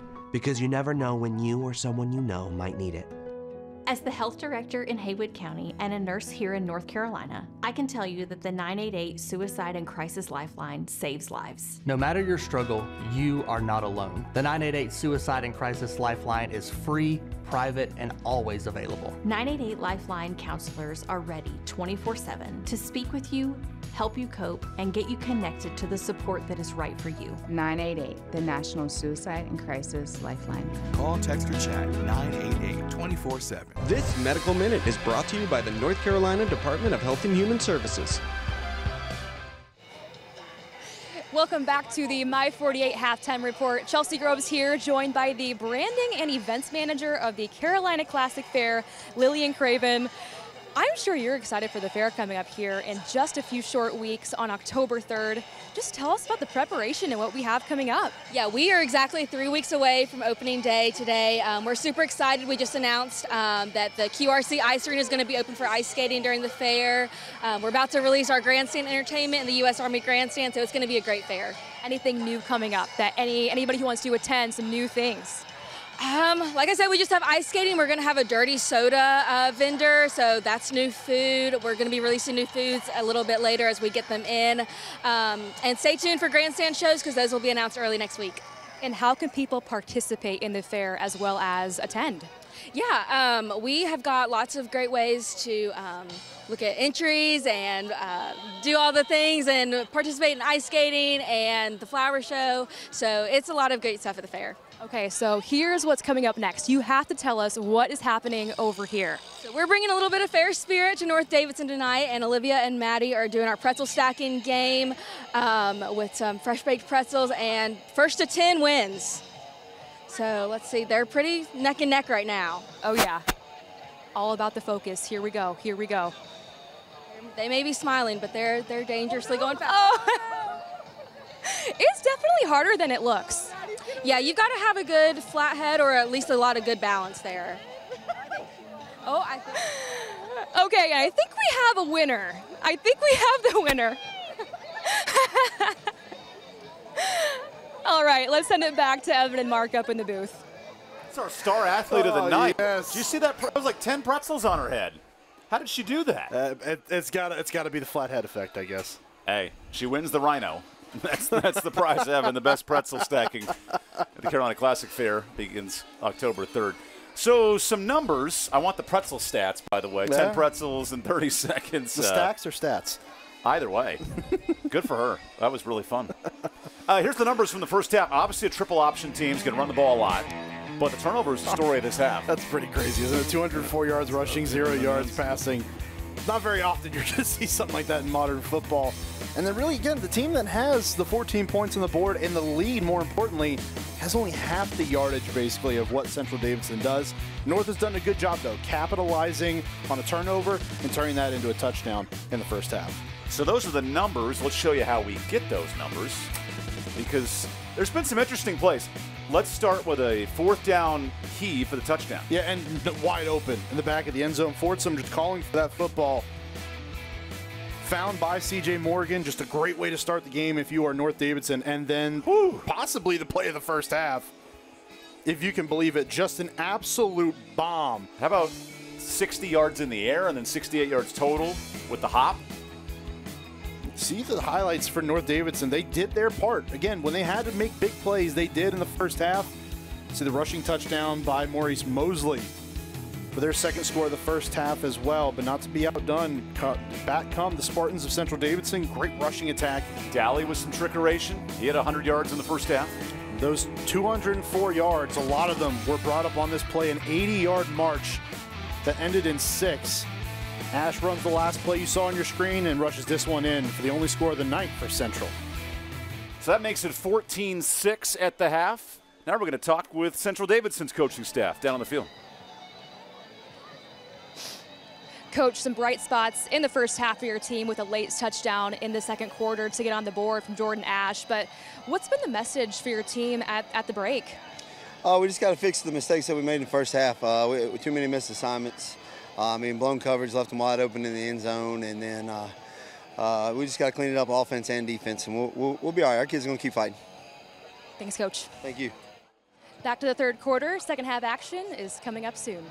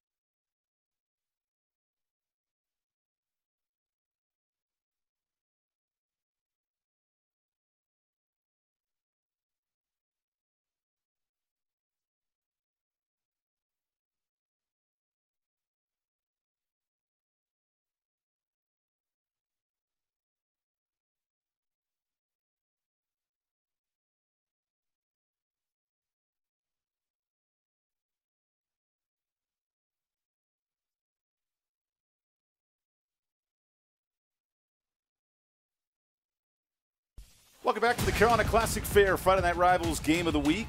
Second half, ready to rock and roll. North Davidson up a touchdown over Central Davidson. Last year's game went double overtime, which means we got a lot of football to unfold here in the second half, Mark. Easier said than done. Pretty incredible game we had last year. It wasn't a whole lot in the first three quarters. Fourth quarter, both teams finally arrived to the stadium at that point, back over at Central Davidson, and from there, we were literally off and running. Pretty good first half in this one too, partner. We got a young girl there explaining her notebook to her buddies, and while she does, coming up in the fourth quarter, stay tuned to find out who's tonight's Carolina Classic Fair player of the game. Can we put the pretzel stacking high schooler in there? Oh, that's got replay. I'm not going to sneak that one in there. The Carolina Classic Fair, 10 days of awesome. Awesome football, awesome pretzels. Also coming up in the fourth, we'll highlight the Caring Hands play of the game. Caring Hands Home Health. Put your loved ones in our caring hands. Might have to be the 68-yard punt. That was pretty good. That was pretty good. And in the fourth, we'll have our Norris Automotive drive of the game. Norris Automotive, complete foreign and domestic automotive repair serving Mebane and Burlington. And the Foam Fingers are out running tonight. At one of the few high schools in the state where there's a restaurant on campus. Isn't it amazing? It was right in the parking lot. Right there. Absolutely love it. Some home cooking barbecue right across the street from Palmer Field. Well, it's a cheat code because you're not supposed to go off campus normally, at least from when I was in high school. They just tell you can't go off campus for lunch. And you got Nick's Old Fashioned Burgers down the street, too. Exactly. So I'm just going to hop across the parking lot to Randy's restaurant. You got Randy's, you got Nick's. Which look incredible. Delicious Italian pizza, another quarter mile up the road. There's like 3 joints within half a mile of campus. These kids today, no wonder why North loves to run the football. They got so many good food options. They got to burn the calories. 1 touchdown lead. Central gets the ball first to start this second half. I think I missed the memo on burning calories a long time ago. There's Cody Bowman, whose defense is bent but not broken in the second half. How do they continue that success? Well, it kind of wore down as the half kind of went on, right? The last drive, last true drive, that Central Davidson had. They do that 80-yard march down the field, and they put their only points of the night on the board. So it's about bouncing back from that. What did you do on the other couple of drives? It's getting pressure, owning the line of scrimmage, and getting back there and not allowing that offensive line to get the push that they are used to getting. If you can negate their effect on the game, you help yourself a ton to getting to those backs in a timely manner. Dunn for the kickoff. Alonzo Adderton back to receive. And Central has dominated time of possession, yardage. Can they turn it into points? And Dunn's kick will go out of bounds, so good field position. Dunn's kickoff goes out of bounds. There's a penalty marker on the play. So this sets up Central in good spot in this first drive. Certainly aids them. At that, I was just so impressed by how Central developed their game as the half went on. You saw them recognize they were having a lot of success on the outside and on the edges of this North defense. So what they do, they just kept attacking.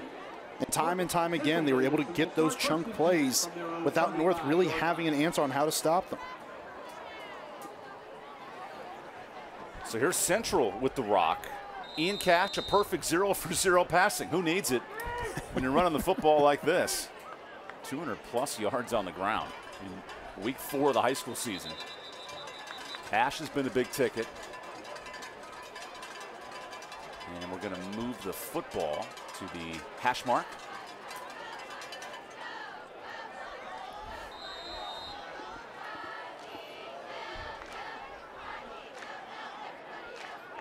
Guess the ball went out of bounds along that sideline, so you move it over there.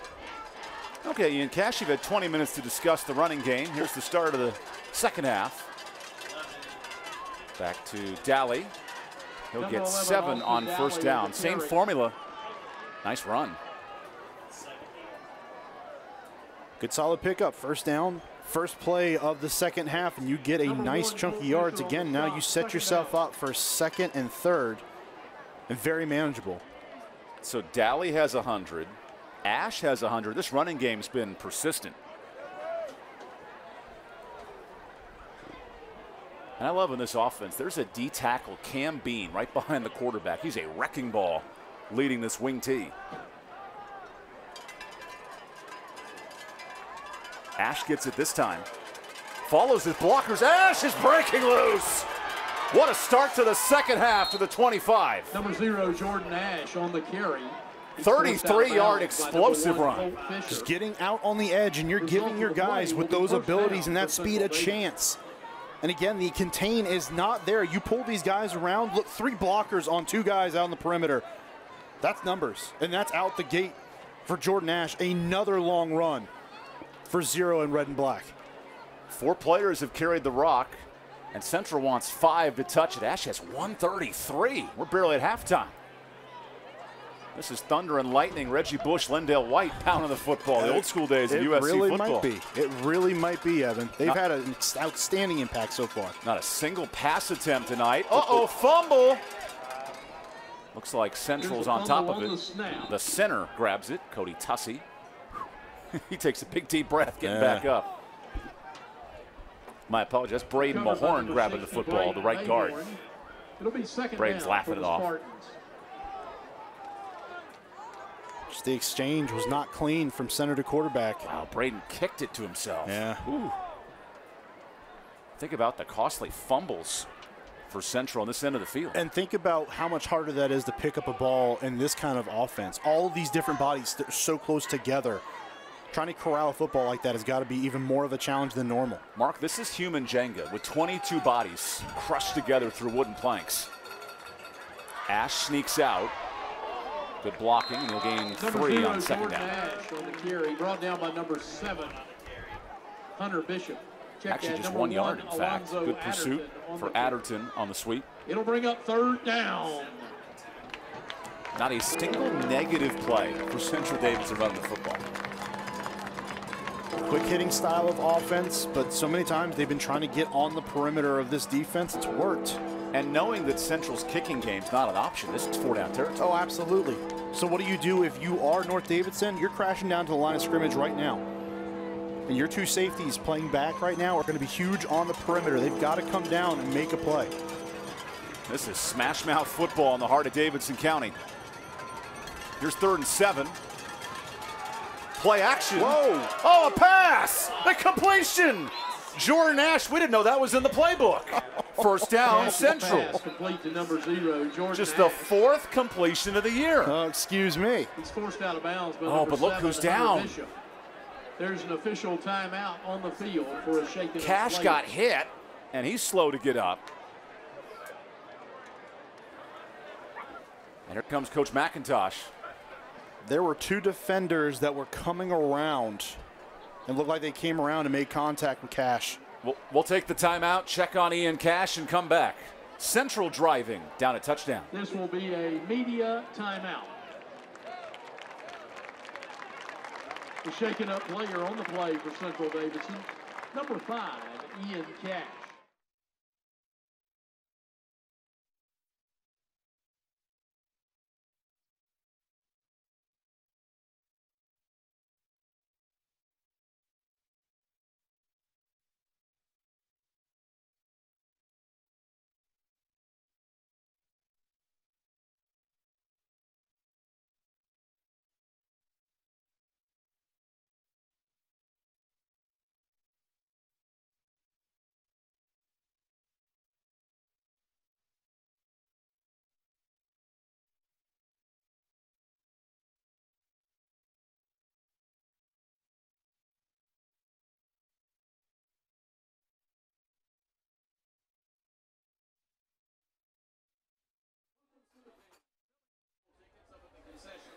Three minutes gone by in this 3rd quarter. Ian Cash is back on his feet. I guess you take the life out of you throwing your 4th pass of the year. He got hit hard. And now after a quick timeout, Cash will take the play off. Here's Austin Daly, the tight end, will now play quarterback in this double wing tee. Hello? And he tosses to Adderton. It works just the same. The pile pushes inside the 10 in the red zone. Here, the Cook Reynolds red zone. When they're just running at full capacity and they're running with maximum efficiency, it really does beg the question, how do you stop an offense like this when they're so quick hitting? Offensive line did a great job there. You just seal and you break down the defense, push them back off the left side of that offensive line again. It allows Adderton to get that good running room. And here comes Ian Cash back from the injury. 5 trips into North Territory, just 6 points. Cash on 2nd down, stumbles, finds Adderton, touchdown, Central. Alonzo Adderton on the carry.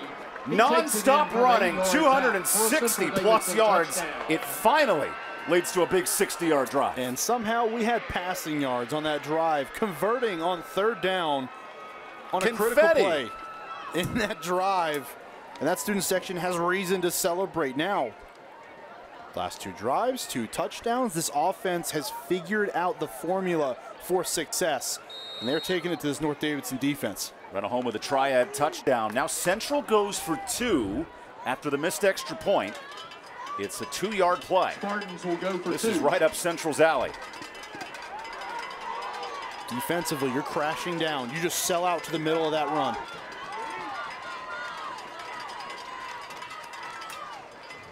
Cash, handoff, Daly, pushing.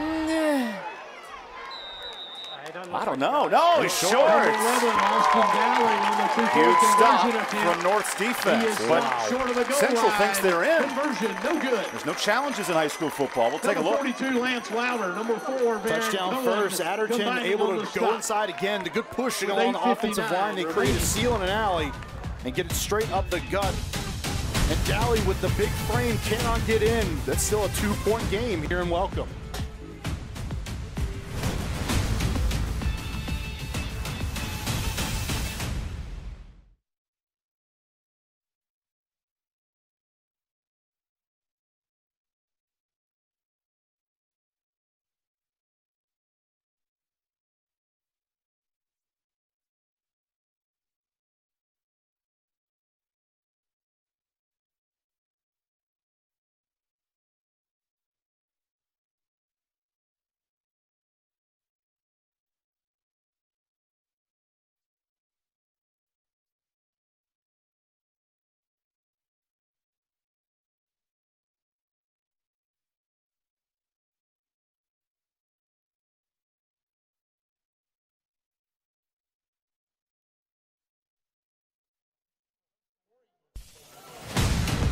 Welcome back to the Carolina Classic Fair Friday Night Rivals presented by Caring Hands Home Health.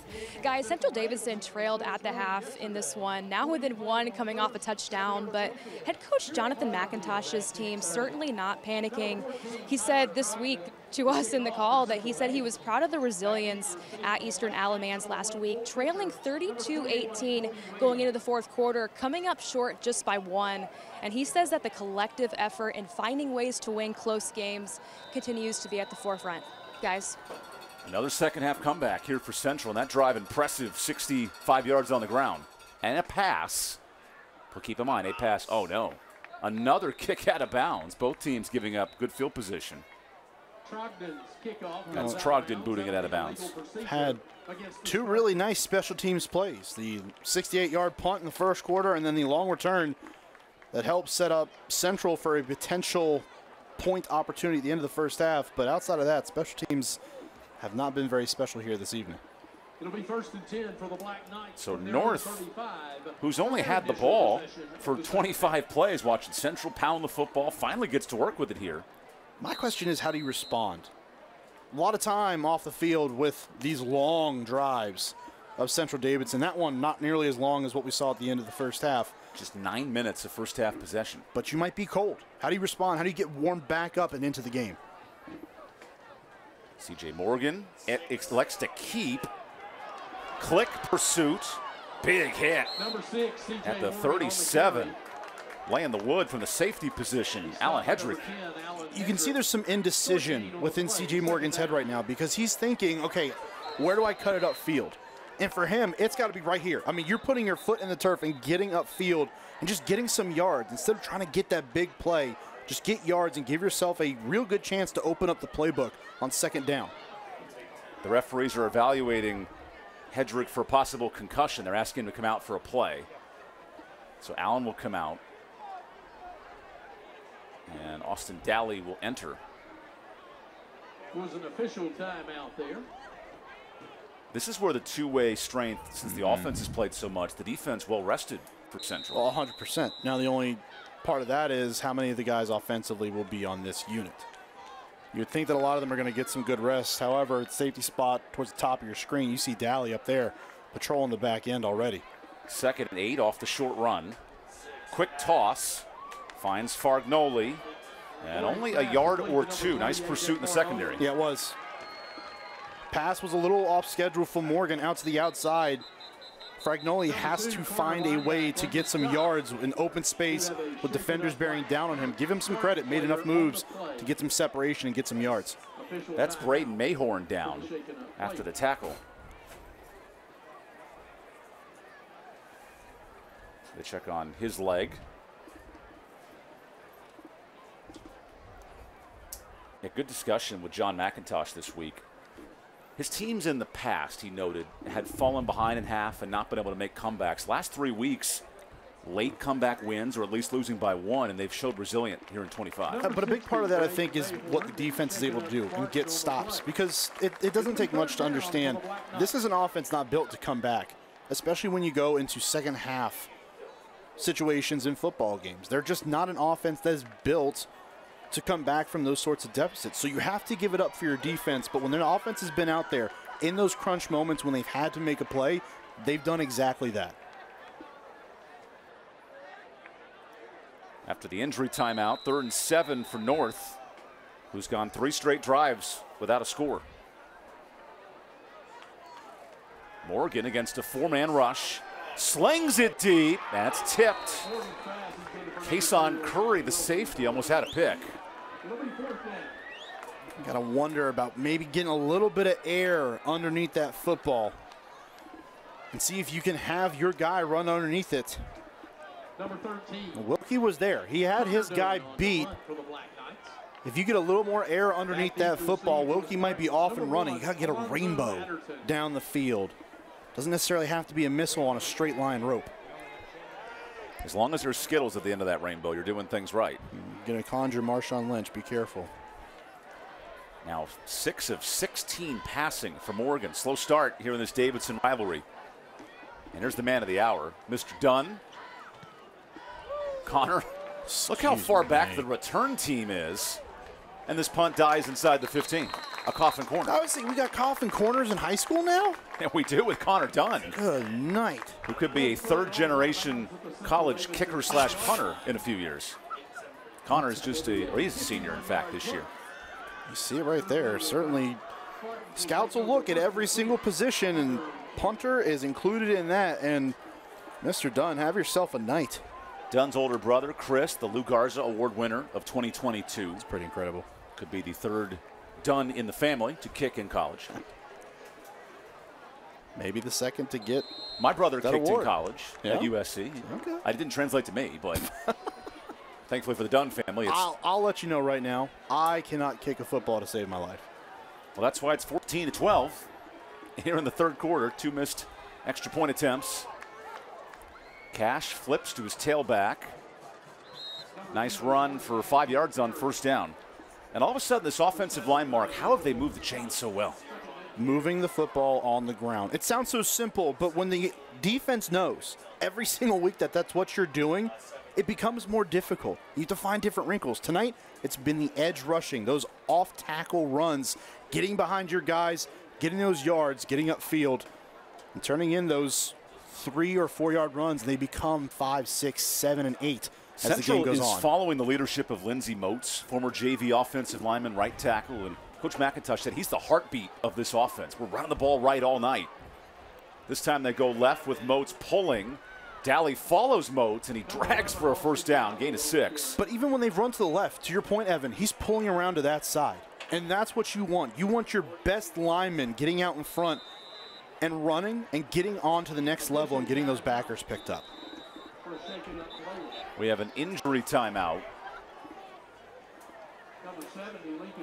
That's Lincoln Davis down, one of the junior defensive linemen. It's a pretty big night. Had the tip on the mixed extra point after the first Central touchdown. Black Knight defense had not surrendered a point in 6 quarters coming in. Now, Central's had turnovers, but what's impressed you about how Central's moving the football? Just the willingness to not go away from what's working. I think sometimes as a play caller, you go into a situation, you find something that works, and then for whatever reason, you just kind of go away from it. And you certainly think, oh, you have to have a balanced attack offensively. You really don't. Give credit to Jake Smith, the offensive coordinator over there on that Central sideline. He's recognized that those edge rushes have worked and has certainly done an excellent job of going up and not going away from it, not being afraid to commit until this North defense finds a way to stop it.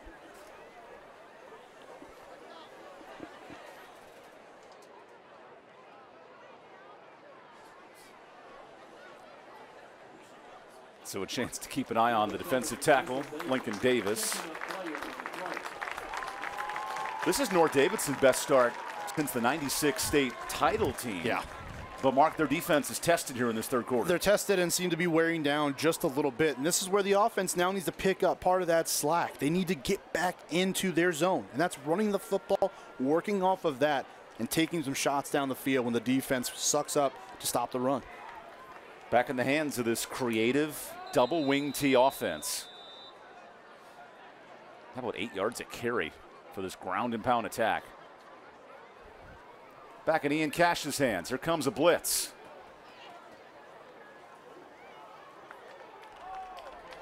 Is there a fumble here? Whoa, whoa. Whoa, North Davidson gets the football. Trent Barrier. I think that blitz caused some disturbance. But right in the scrum of everything, just losing the football. We talked about the miss exchange earlier in this half, how it goes down. You've got to be careful because when you're around that many bodies, it makes a massive difference trying to get on the football. And the ball just never got there. It was the same thing. The quarterback center exchange was not there again, and this time Central can't fall back on top. Third turnover for Central tonight. This is in the worst position. A lot of room for C.J. Morgan, who just punted a moment ago. Stamptine the rock. Junior Click grabs him down after a gain of 4. But those are the kind of runs on first down that help you out offensively. establish yourself on a drive. Now the playbook opens up a little bit. You've got a little bit more to work with because you're not 2 or 3 yards further back. The running game really making a factor in the second half for North. 2 physical football teams. They want to pound the rock, each at 5 yards a carry plus. Inside the red zone, Stamptine cuts it left. Stamptine gets outside, and he's got the first. Cook Reynolds red zone to the 11. Started thinking Stamptine's got to cut back up inside. You see the pullers right here, just put your foot in the ground and cut. But his credit, he stays that course, stays on his line. Great perimeter blocking again by this wide receiver core. Preston Ford first down. You see the North Davidson student section. They're ready to roll. Been a quiet second and third quarter for the North fan base, who's won 3 straight in this series.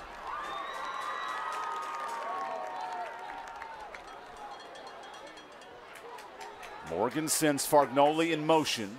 Stamptine on the pole, follows his blockers, and he's short, but a flag down. This might be coming back. Certainly in the area of a hold. Depending on the flag, that is a first down. We'll see what happens with the laundry. And it was thrown almost as soon as Stamptine was going back. That'll make it first and 20 for North. So now comes the impact of this passing game. We haven't seen C.J. Morgan have a whole lot of success because he's been second-guessing himself instead of taking those reads, firing it down the field, and getting those yards. This is the first non-conference matchup between these Davidson schools in 15 years, but it's lived up to a tournament-style matchup in this second half. Here's the first and 20, but a whistle might be first and some more.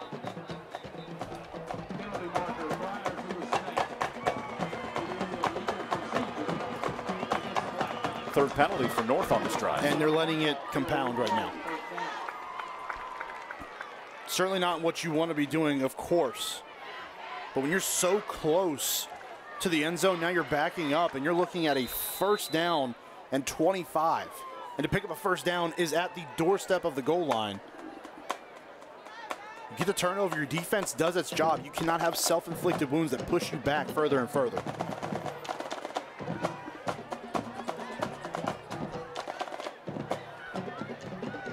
North has to get to the 2. Stamptine stretches right. Stamptine gets nothing. Nice pursuit. And a safety came steamed down. Carter linebacker. This defense is doing a nice job. Stamptine is looking for anywhere to cut up and get a foot in the ground. But watch how the defense pushes this football to the sideline. They stay parallel to the line of scrimmage, get taken out by some of your own teammates. Linebacker got harpooned. Yeah.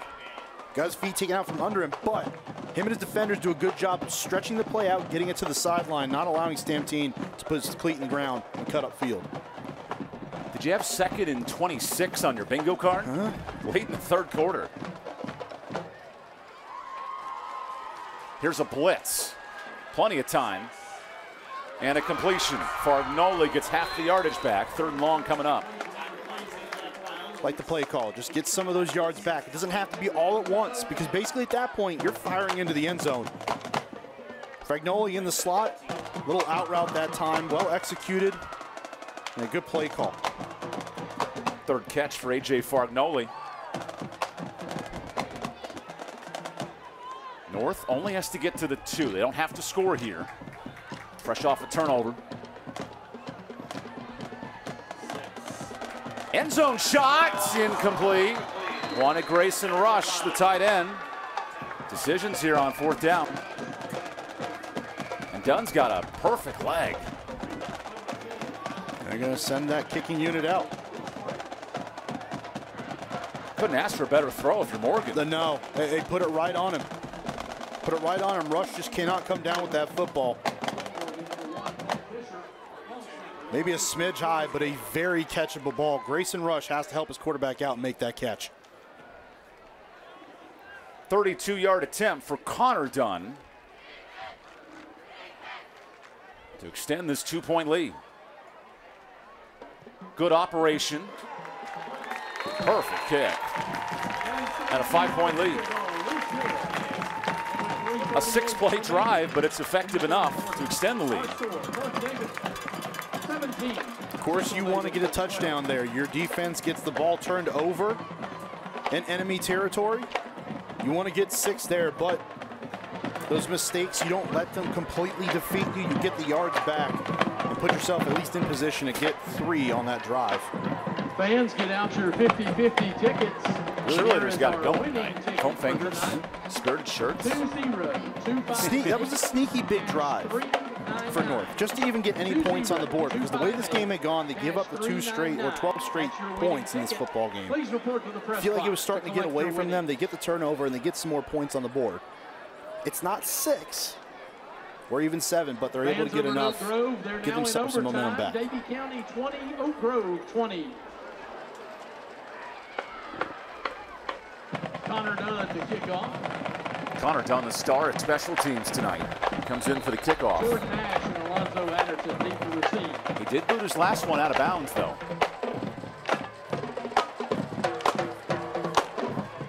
Returnable for Adderton. Adderton needs some blocking here. And he's going down inside the 15. Long drive to work with for Central. And just as the last drive was a big drive for the North offense, this is a massive drive for this North Davidson defense.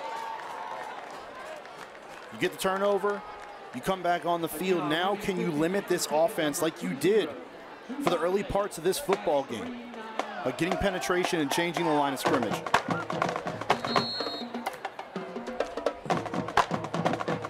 Central Davidson living on the ground game, 273. They've attempted 1 pass.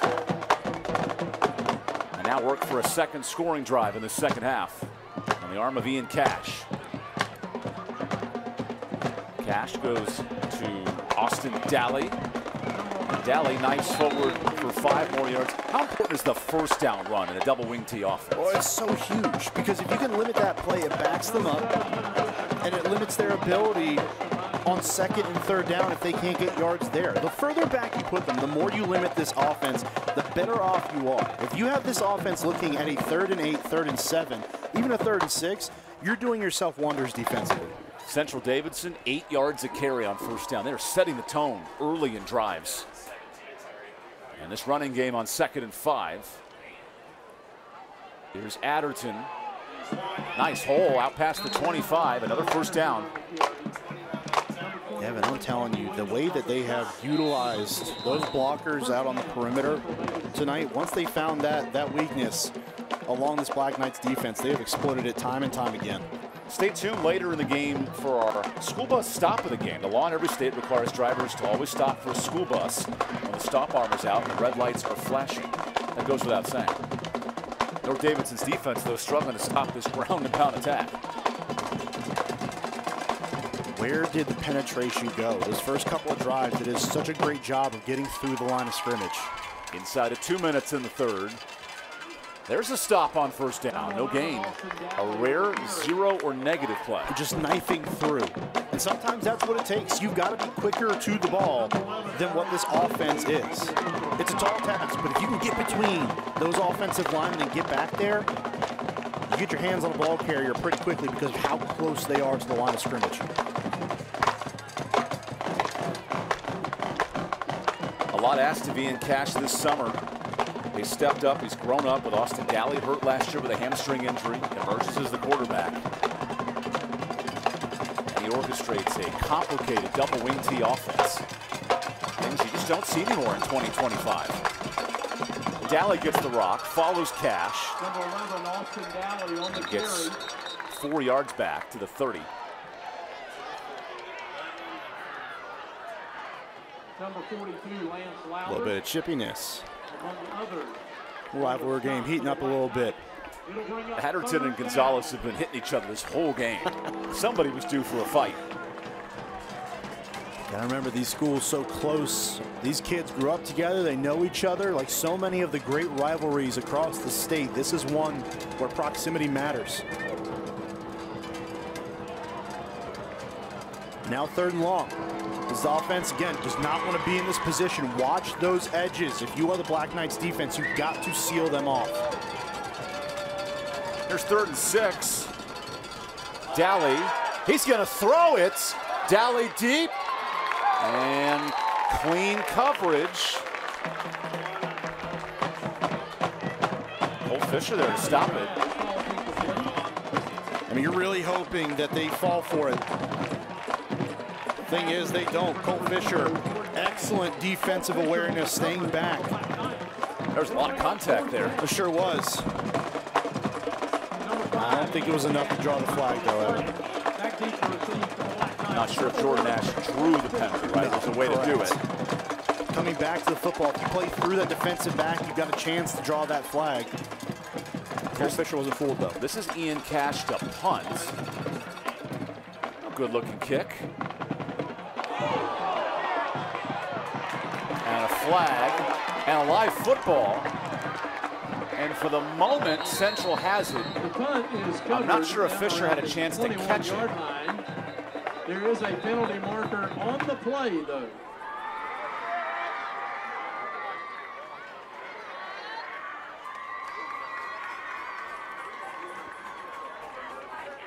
I'd probably like him to agree with you there, Evan.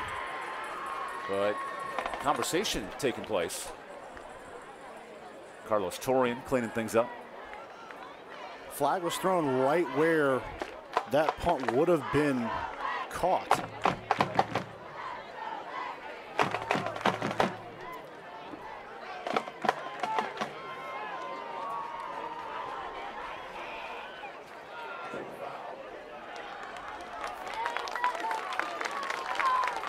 So North gets the football in great position after the penalty. Got away with one there, but as a punt returner, Fisher's got to attack this football. I mean, you're going up there with conviction,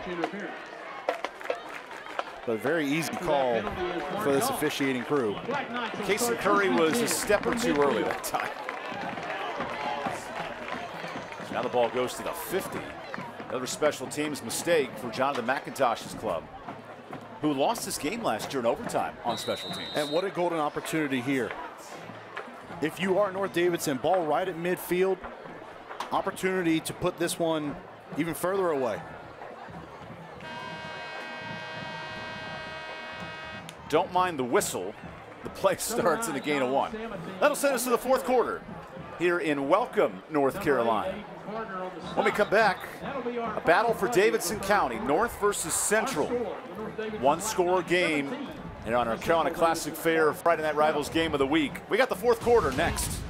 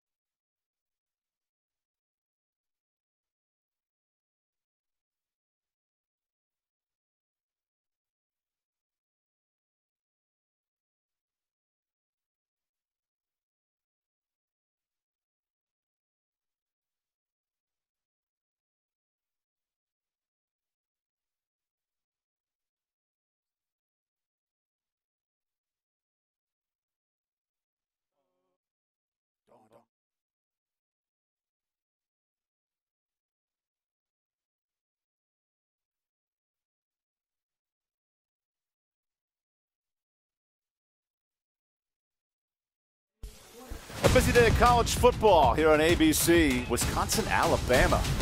Tide looking for a bounce back, and then can Tennessee with game day in town put up a statement against Georgia? It's an SEC day.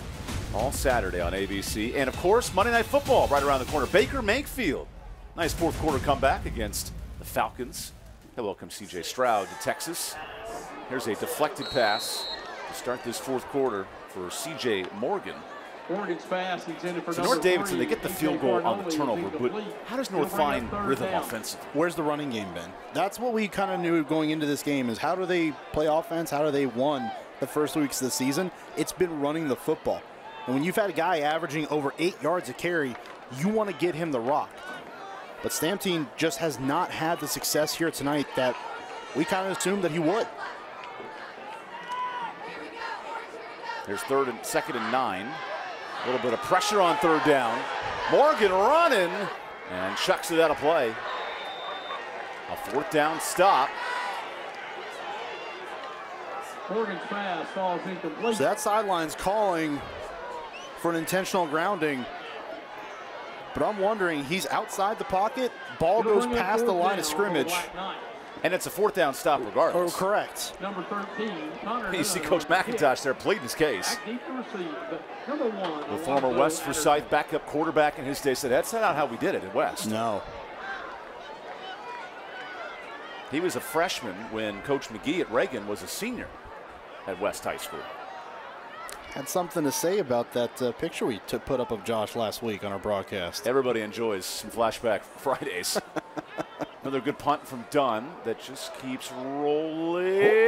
Nope, that goes in the end zone. Good effort. Dunn's punt rolls into the end zone. And a touchback with Colt Fisher's diving stab. Central Davidson will start first and 10.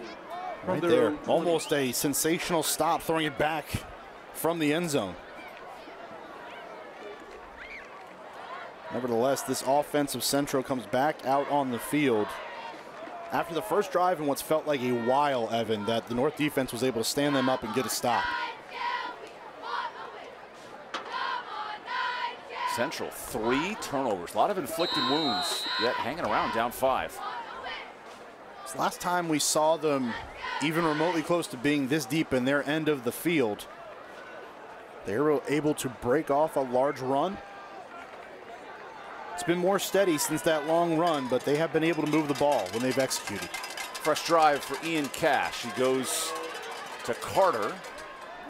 Number 0, Jordan. There's a gain of 5 on first down. Or pardon me, Jordan Ash on the ground. Number 4, Baron Cohen. Both Carter and Ash have over 100 yards rushing, along with Daly, the three-headed monster tonight. They've been so good. Can you cook up an 11-minute drive here if you're Central Davidson? I don't know if 11 minutes is attainable, especially with 3 timeouts on the board. Of course, we're Davidson, but we're North Davidson, excuse me. But I'll tell you what, if they get an 11-minute drive, Evan, it might be the greatest drive I've ever seen in my life. Had an 8-minute drive earlier. Here's Ash on the jet sweep. Nice breakaway. Oh, and Ash gets pushed late. Is that a penalty? Yeah, there it is. Yep. Late hit on Jesse Beasley. He's forced out. And number 52, so 15 more yards. There was a penalty marker on the play. Well, didn't really see a whole lot of chippiness in the first half, Evan, but it's starting to warm up a little bit. 5-point game in the fourth quarter. A heated rivalry, teams that know each other, rosters that know each other. Starting to get a little hot. Kids that all went to the same Nick's Burgers growing up. Penalty is against the Black Fighting Knights. for county pride. It'll be a 15-yard mark-off. Here's the physicality late. Another solid play on the edge again, and that's a pretty easy play that time. Well out of bounds. Beasley just goes up there and cannot help himself. So a tip-top roofing first down puts Central in the North Territory for the 6th time in this game. Just 12 points.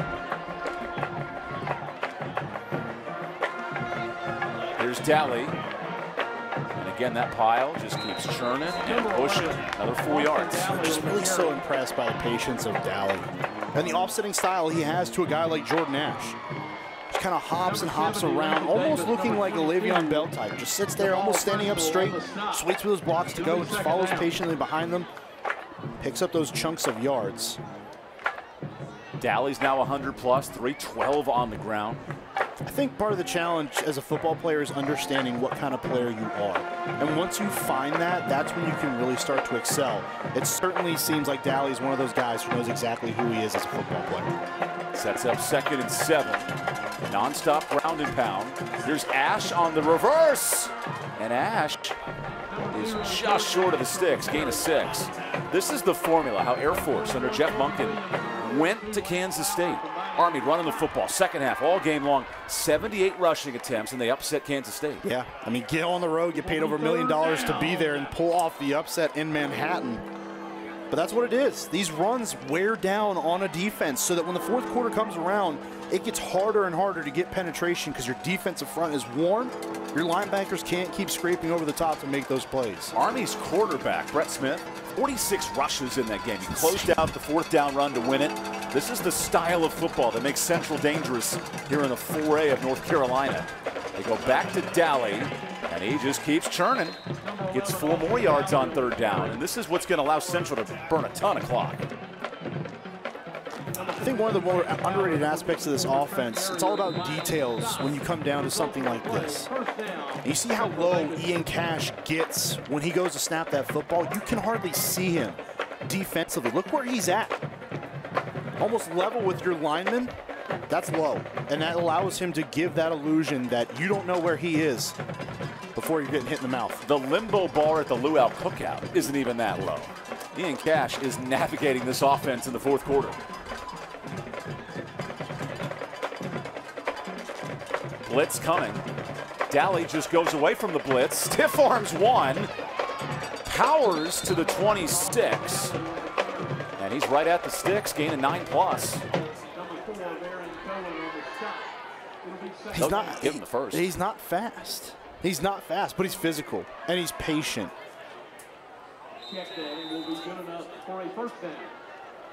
Almost has like a frame, like the way he's running, like a Derrick Henry almost, just pushing defenders off of him, keeping them at bay. You know, Derrick Henry had more rushing yards in high school than he did in 12 years in the NFL in a 4-year career down in rural Alabama. Derrick Henry high school highlights are the same as Tavon Austin college highlights. Incredible athlete. Here's a toss to Ash. And for more on the leadership of this Central Davidson team, here's Chelsea. Guys talked about all night for Central Davidson. Ian Cash, Aiden Carter, Austin Dalley. When we caught up with Coach McIntosh this week, he just couldn't talk enough about how they just keep their teammates on track and how reliable they've been for this Spartan coaching staff. And he's just so proud of how they commit to being leaders each and every day. And you've seen so many moments of that tonight here in a tight game. That energy, that leadership is feeling a comeback here in the 4th. We're going to step aside for an injury timeout. 5-point game, Central mounting a comeback. We have plenty more from Welcome when we welcome you back. Into a media timeout. Here's a final from across the tracks. In overtime, Davie County 27, Oak Grove.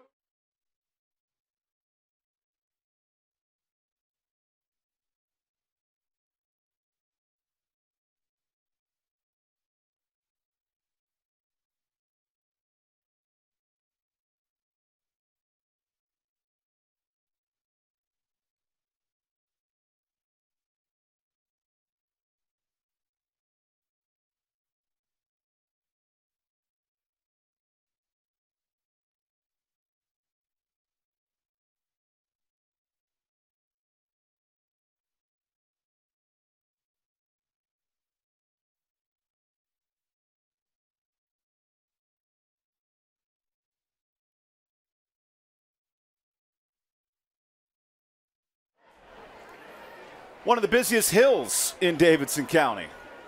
It's thinned out a touch in the 4th quarter because all the fans have run onto the field in this 5-point game. A lot of activity around the edges of the field, right? Got a couple food trucks. Fans everywhere. And here's Central looking to ruin the party. 4th straight home game for North. 5-point game early in this 4th quarter.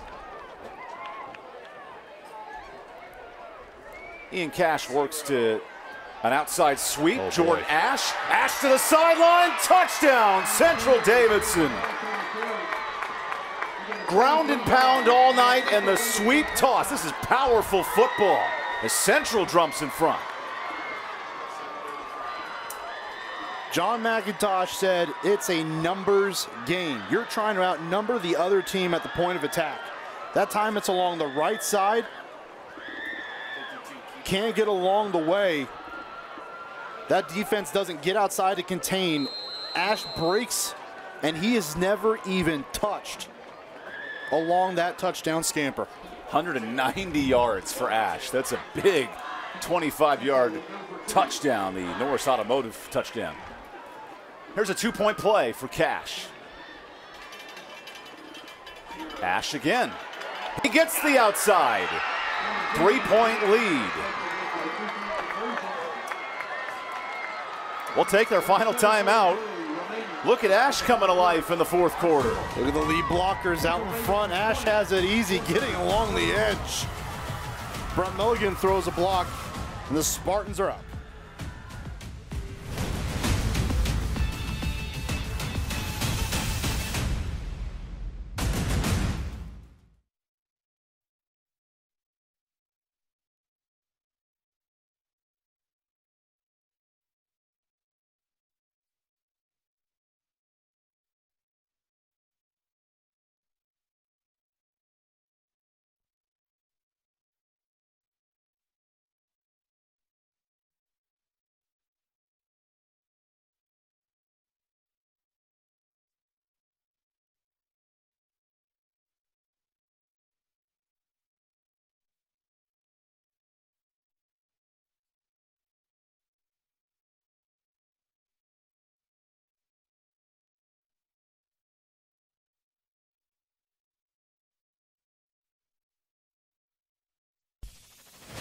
Welcome back to North Davidson High School. Central Davidson regains the lead midway through this fourth quarter. An impressive scoring drive. 8 plays, 80 yards.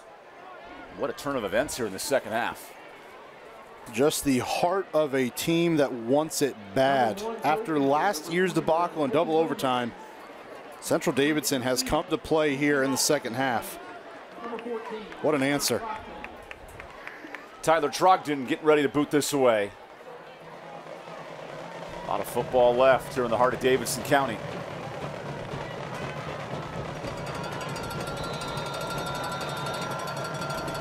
Last year, Ethan Pickle led a 10-play drive and a tying 2-point play to force overtime. Returnable for Williams. Big hit. Williams gets away. He's near midfield and shoved out. Well, let's check on the flag.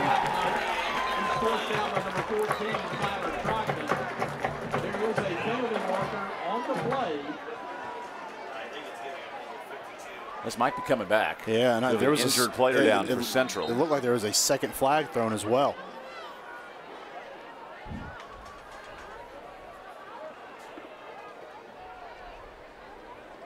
Also have a shaken up player on the play. They check on the injury. And with the penalty, this might back up North way inside their red zone. Happened pretty early on that kickoff. Saw a couple bodies fly around. That's Brett Milligan getting up. Slowly, the starting D tackle. Number 52, Brett Milligan, is the shaken up player. We have a sideline warning against the Black Knights. Then we have a personal foul. A blindside block. That'll back up the return. And the warning's just one. A second warning leads to a penalty for the sideline situation. And Jesse Beasley was the one that they were talking to back there. Wow, so this moves it back to the 10-yard line. Sure does. Now, North has one of the best kickers in the state in Connor Dunn, so that's part of the option. But you've got to get there. And you are a long way before that becomes even a consideration in your game plan on this drive. Unless you're Cam Little of the Jaguars hitting, what, a 68-yarder in the preseason? 70. 70-yarder, yeah. 70-yarder. Yikes. I got to tell you, Evan, Seen some impressive stuff tonight. I don't think there's a 70-yard kicker here. I thought Janikowski was going to go down in the perils of history for his great kicks as a lefty. Remember Lane Kiffin had him try a 75-yard attempt before halftime one year? And how'd that go? He shanked it. Pretty terrible, yeah. That's why Lane Kiffin's now at Ole Miss. Neat documentary on him with ESPN Marty McGee talking to him last week on game day. So after the penalty from their own 10-yard line, North Davidson and C.J. Morgan go to work. Feed Stamtine. That's a great run on first down. Gets almost all 10. They'll give him 9 officially. That's got to be the most room we've seen Dominic Stamtine have in a long time. Really since the first half. Just gets upfield. Great blocking out in front. Misread by the defense.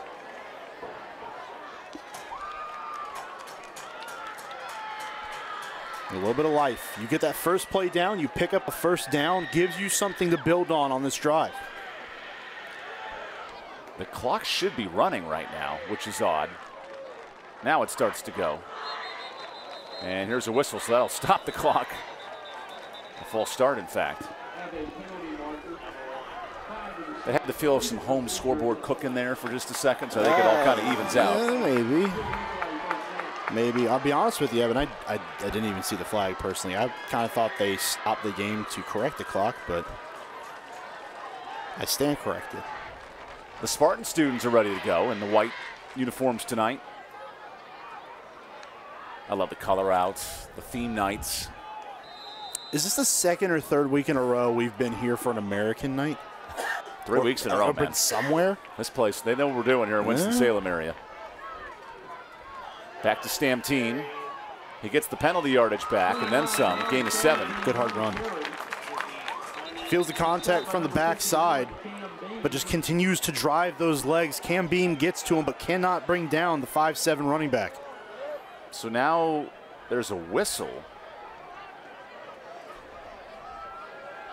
We're checking something here with the North Davidson staff.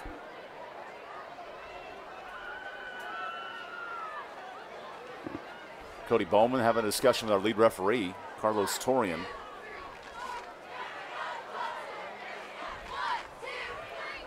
It's a little unusual. There wasn't a flag thrown, right? Okay, now one of the players for North has to come back in. Maybe an equipment malfunction. That'll sub out Maurice Mosley. Now, I'm not sure what the malfunction is, but he's going to have to talk to the staff for a minute. And Maddox Greiter will enter for a play.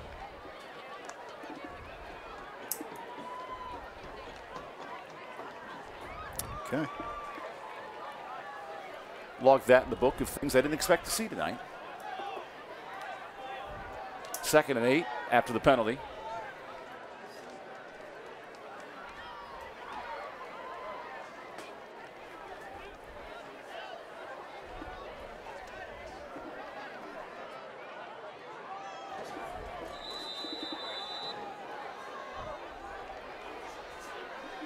Here's A.J. Fargnoli in motion on 2nd and 8. Back to Stamtine. Cuts it up the field. And he's short of the sticks. 3rd and 3 coming up. But look at how they've gotten themselves back into position here now. 3rd and short. You are on 1st and 15. 2 successful runs. Give the big guys up front a lot of credit going down the field, holding their blocks, and giving Stamtine and these receivers an ability to get on the edge and make plays. So that right guard who was wearing 11, he had to switch jerseys. Now he's wearing 58. That was the change at the right guard position. So it's an eligible thing. Absolutely. So Mosley will now wear 58. That's so interesting. As opposed to 11, even though he scored a touchdown as a running back earlier tonight. If that's not two-way football, I don't know what is. Hey, Maurice, can you put on 58 for us? Oh, Pound the rock on 3rd and about 4. Hold him on the defensive line, too. Come on now. Here's Fisher in motion. Play action and a completion. Nice grab out near midfield. There's a throw with some conviction that time. A little bit of rhythm. C.J. Morgan feels it, gets the ball down the field. Ahmad Wilkin, beneficiary of it. Slant and go. That's what you want to see. A confident throw down the field. Just 3 receptions coming in for Wilkie. He's got 3 more tonight on the Tip Top Roofing first down. That's what you want to see out of your quarterback, that 4th start of the year. More pre-snap motion. Stamptine stretches it out. He breaks the tackle and gets back to the line of scrimmage. Nice running from the junior tailback, who at 5'7", 150, soaking wet. Makes a lot of hard runs. He does, and breaks a whole lot of tackles at that. You really think some of these defensive linemen who easily have a size advantage on him are going to bring him to the ground. They've done a really terrific job. This offensive line of allowing Stamptine to get those yards, especially on this drive, but also Stamptine himself staving off those tackles and getting upfield. Inside of 5 minutes, Cody Bowman's club pushing down 3. Stamptine slips away. He's right at the sticks. They'll roll him short. 3rd down coming up. He's coming alive, Evan. This drive, they have featured him. They are putting this on their offensive line, saying, go get us points on this board in a late game situation. It'll be 3rd down and short for the Black Knights. It's been 9 and the 5 up front, driving down the field. 12 North Davidson alums on this coaching staff. They're leaning on this next generation of players on a critical 4-minute drill. Under center, Morgan is right at the stick. Certainly looks like he's got the yardage. He's stopped by number 3, Junior Click. That's good enough for a Black Knight. 1st down, North Davidson.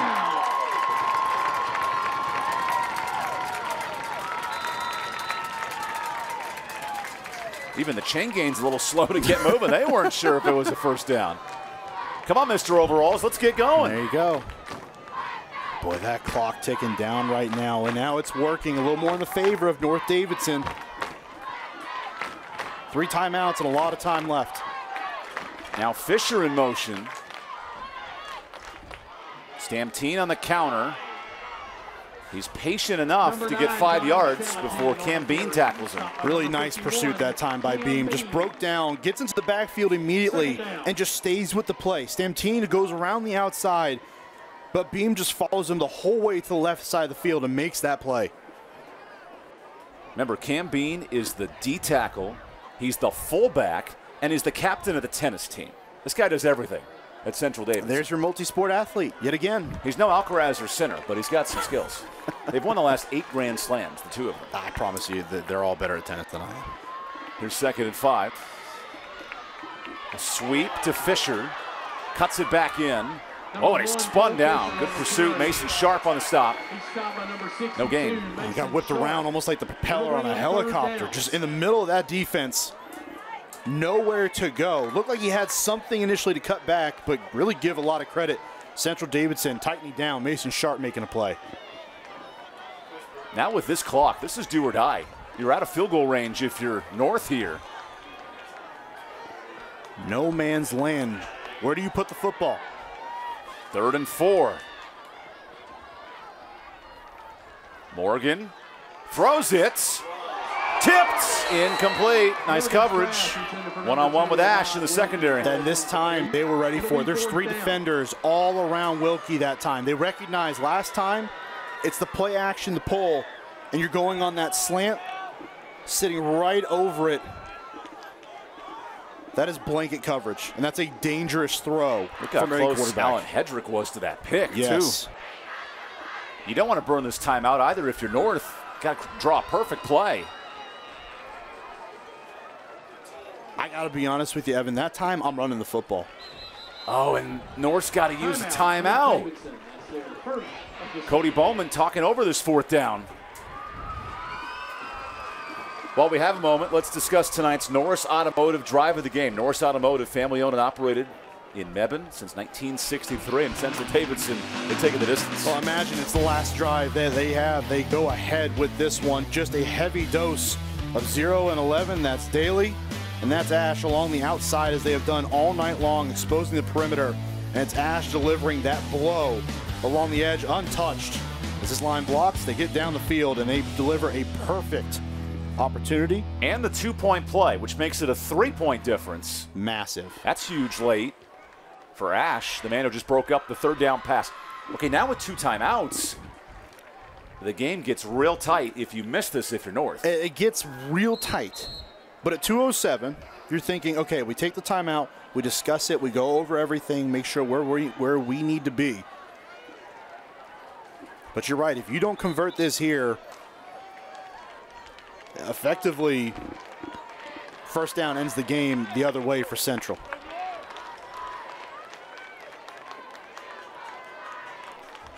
You got to think defensively, C.J. Morgan's going to be the one with the football in his hands. North Davidson, game on the line.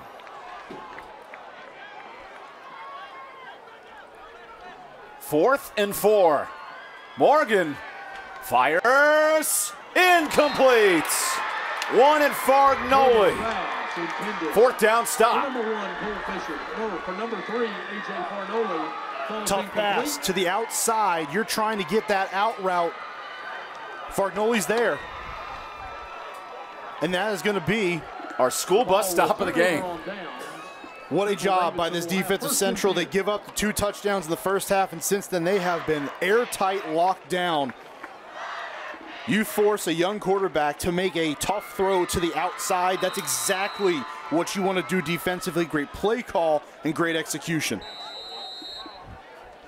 How about Central Davidson wanting their first win in 4 years over North? That's a huge stop. 2 minutes to go. Keep in mind the timeout burned by North. Central Davidson, ball security is huge here. Here's Ian Cash, the senior QB going forward. His first rush of the night gets 3. On the keeper. And a timeout. And really even more so to that point, because now they can just continue to take these stops straight up the middle, force them to burn timeouts. Do you go for it on 4th down here? I don't think so. Absolutely no way do you go for it on 4th down here. You punt the football away, you force them to drive down the field with no timeouts. A physical football team in Central Davidson. 380 yards rushing. They have lived on the ground. And the 1 completion. The 1 completion out of 2 passing attempts. Could you have imagined? Really just an excellent job, though, done by this coaching staff to prepare these guys after what's probably been a longer week. You come in, you want to get a dub against your rival who took you down in double overtime last year. You've been thinking about it all week long, and now you have a chance to deliver the knockout blow. 2nd and 8 for the senior quarterback, Ian Cash. He'll feed Austin Daly. A couple more yards there. And the final timeout for North Davidson. While we have a moment, busy weekend for college football here in the local region, including NCAA football, My 48 Sports. Home opener, a fun former MEAC battle. HBCU matchup with Hampton at 7 o'clock on My 48. So glad college football's back. The NFL, back last week too, week 1. And those Camels on October 25th. There it is. Friend of the program. There's a shameless plug. Gaylord the Camel. Man, oh man. That's CAA football. CAA football. You know, we talked a lot about the moving divisions here in high school. Obviously, how conferences are being realigned at the FBS level, but the FCS is also a constant changing of conferences. Even at the high school level, going from 4 divisions to 8 divisions. Back out, yeah. These teams were league foes for the last 10 years. Now they're non-league opponents. 46th all-time meeting. And the Black Knights have dominated this series, but here are the Spartans on the door, 3rd and 6. Back to Ash. Cuts it up. And Ash hangs on to the football with a gain of 3. I present the question again. Do you win the game on the ground? You go and punt that football away. You force this offense to drive the field now and get themselves in a position to kick a field goal or get some points on the board. You got to feel confident. If you are Central, North has not done enough throwing the football tonight, especially as the game has gone on, to present enough of a threat there.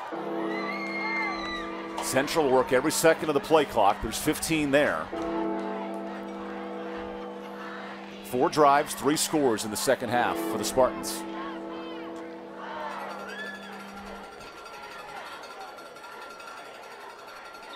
There's the timeout.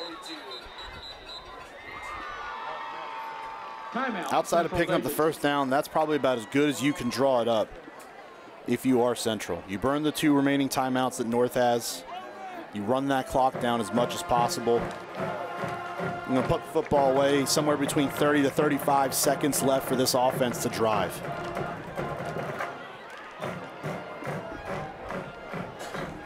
And the only time that clock is going to stop going forward is if they pick up a first down and move the chains, or if they get out of bounds, of course. 42 seconds. North Davidson's best start since winning a title in '96. It's been tough sledding offensively, though, in the second half. It sure has. But that defense of Central Davidson has made it really tough on them by getting penetration, staying really disciplined in their coverage on the back end. And it seemed like on that last drive, they were really going to get back on track. This North Davidson offense was running the football well. They had the great play calling at the right time. And just somewhere along the way, they got away from that on a crucial third down. You got to give it back to your guys you believe can make plays. Can't convert. Here's the punting unit. Ian Cash, the quarterback, and of course, the punter. Keep an eye on some trickeration here from Central Davidson.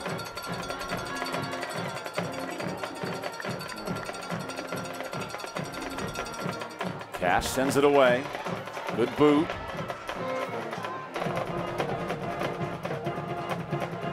"31 seconds for North Davidson to work with, leading 3.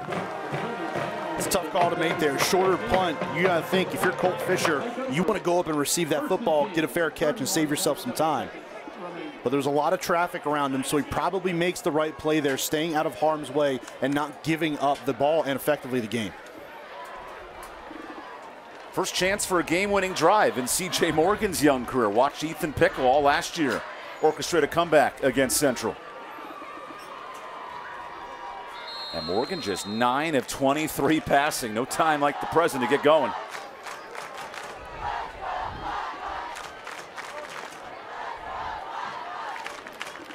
Morgan on first down, facing a good rush. Morgan goes short and bounces incomplete. That's 7 seconds right there. Too much time. Too much time running off the clock that time. I know you want to scramble and continue to try to make a play, but you got to make your decisions faster that time. Got to uncork one at some point, get it down the field. A lot on the shoulders of this first-year varsity quarterback. It was 14-0 early, but Central's made a furious comeback on the ground. Stayed the course, followed and trusted what their offense is, what their coaching staff preached. Now one more stop. 24 seconds left. Morgan steps up. Morgan heaves a prayer. Thargnoli draws the flag. Pass interference. Play took about 10 seconds off the clock, though. That's the problem. But give Thargnoli a lot of credit. Tries to come back to the football. We talked about earlier in the game selling one. He does. Now remember, in the high school game, that's only a 15-yard penalty. Penalty is defensive pass interference against the Spartans after the 15-yard mark-off. Yep. It'll be first down for the Black Knights. It's a good call. Okay, given the time mark, if you're Central, do you just pull the guys down the next 2 plays? I probably would. Because all you're doing is giving 30 yards and the clock runs out. But here's the problem with that, right? You're going to give up. You can't give up so much ground that you're giving up then an untimed down. So you have to be cognizant of where the clock is before you make that play.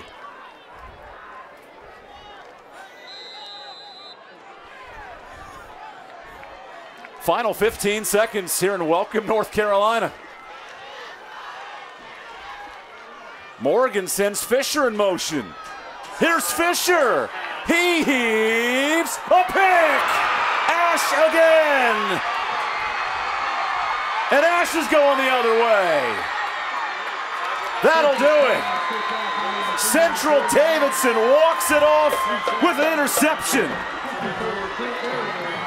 Try to catch him with their eyes in the backfield. You see the trick play. Try to get Fisher there, just nothing doing it. Ash makes yet another play and puts his stamp on this game, on this season, and on this rivalry.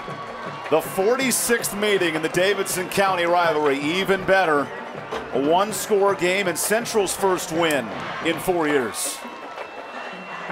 Evan, 2 times we've seen this rivalry now, and both times it has absolutely emphatically delivered. Book my ticket to Lexington next year when this matchup's back in Central. We'll take a timeout, get some interviews with the winning coaches after this timeout. Central beats North by 3 here in our Game of the Week.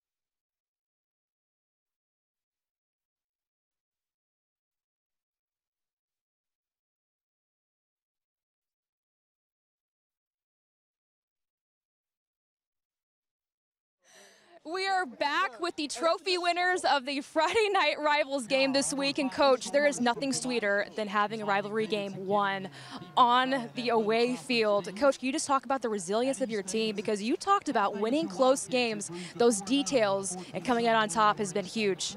Yeah, I told you at halftime that our kids are going to keep fighting no matter what the score was. I told them at halftime the most irrelevant thing in sports is the score at halftime. So we come out, we're down a touchdown, we punch one in, and then our defense stands up the whole second half.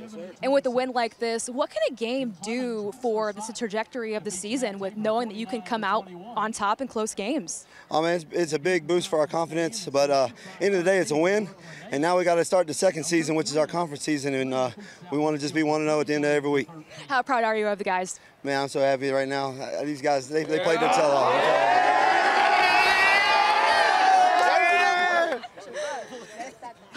And also, we have the trophy. Let's go. Here we go. The trophy. Let's go.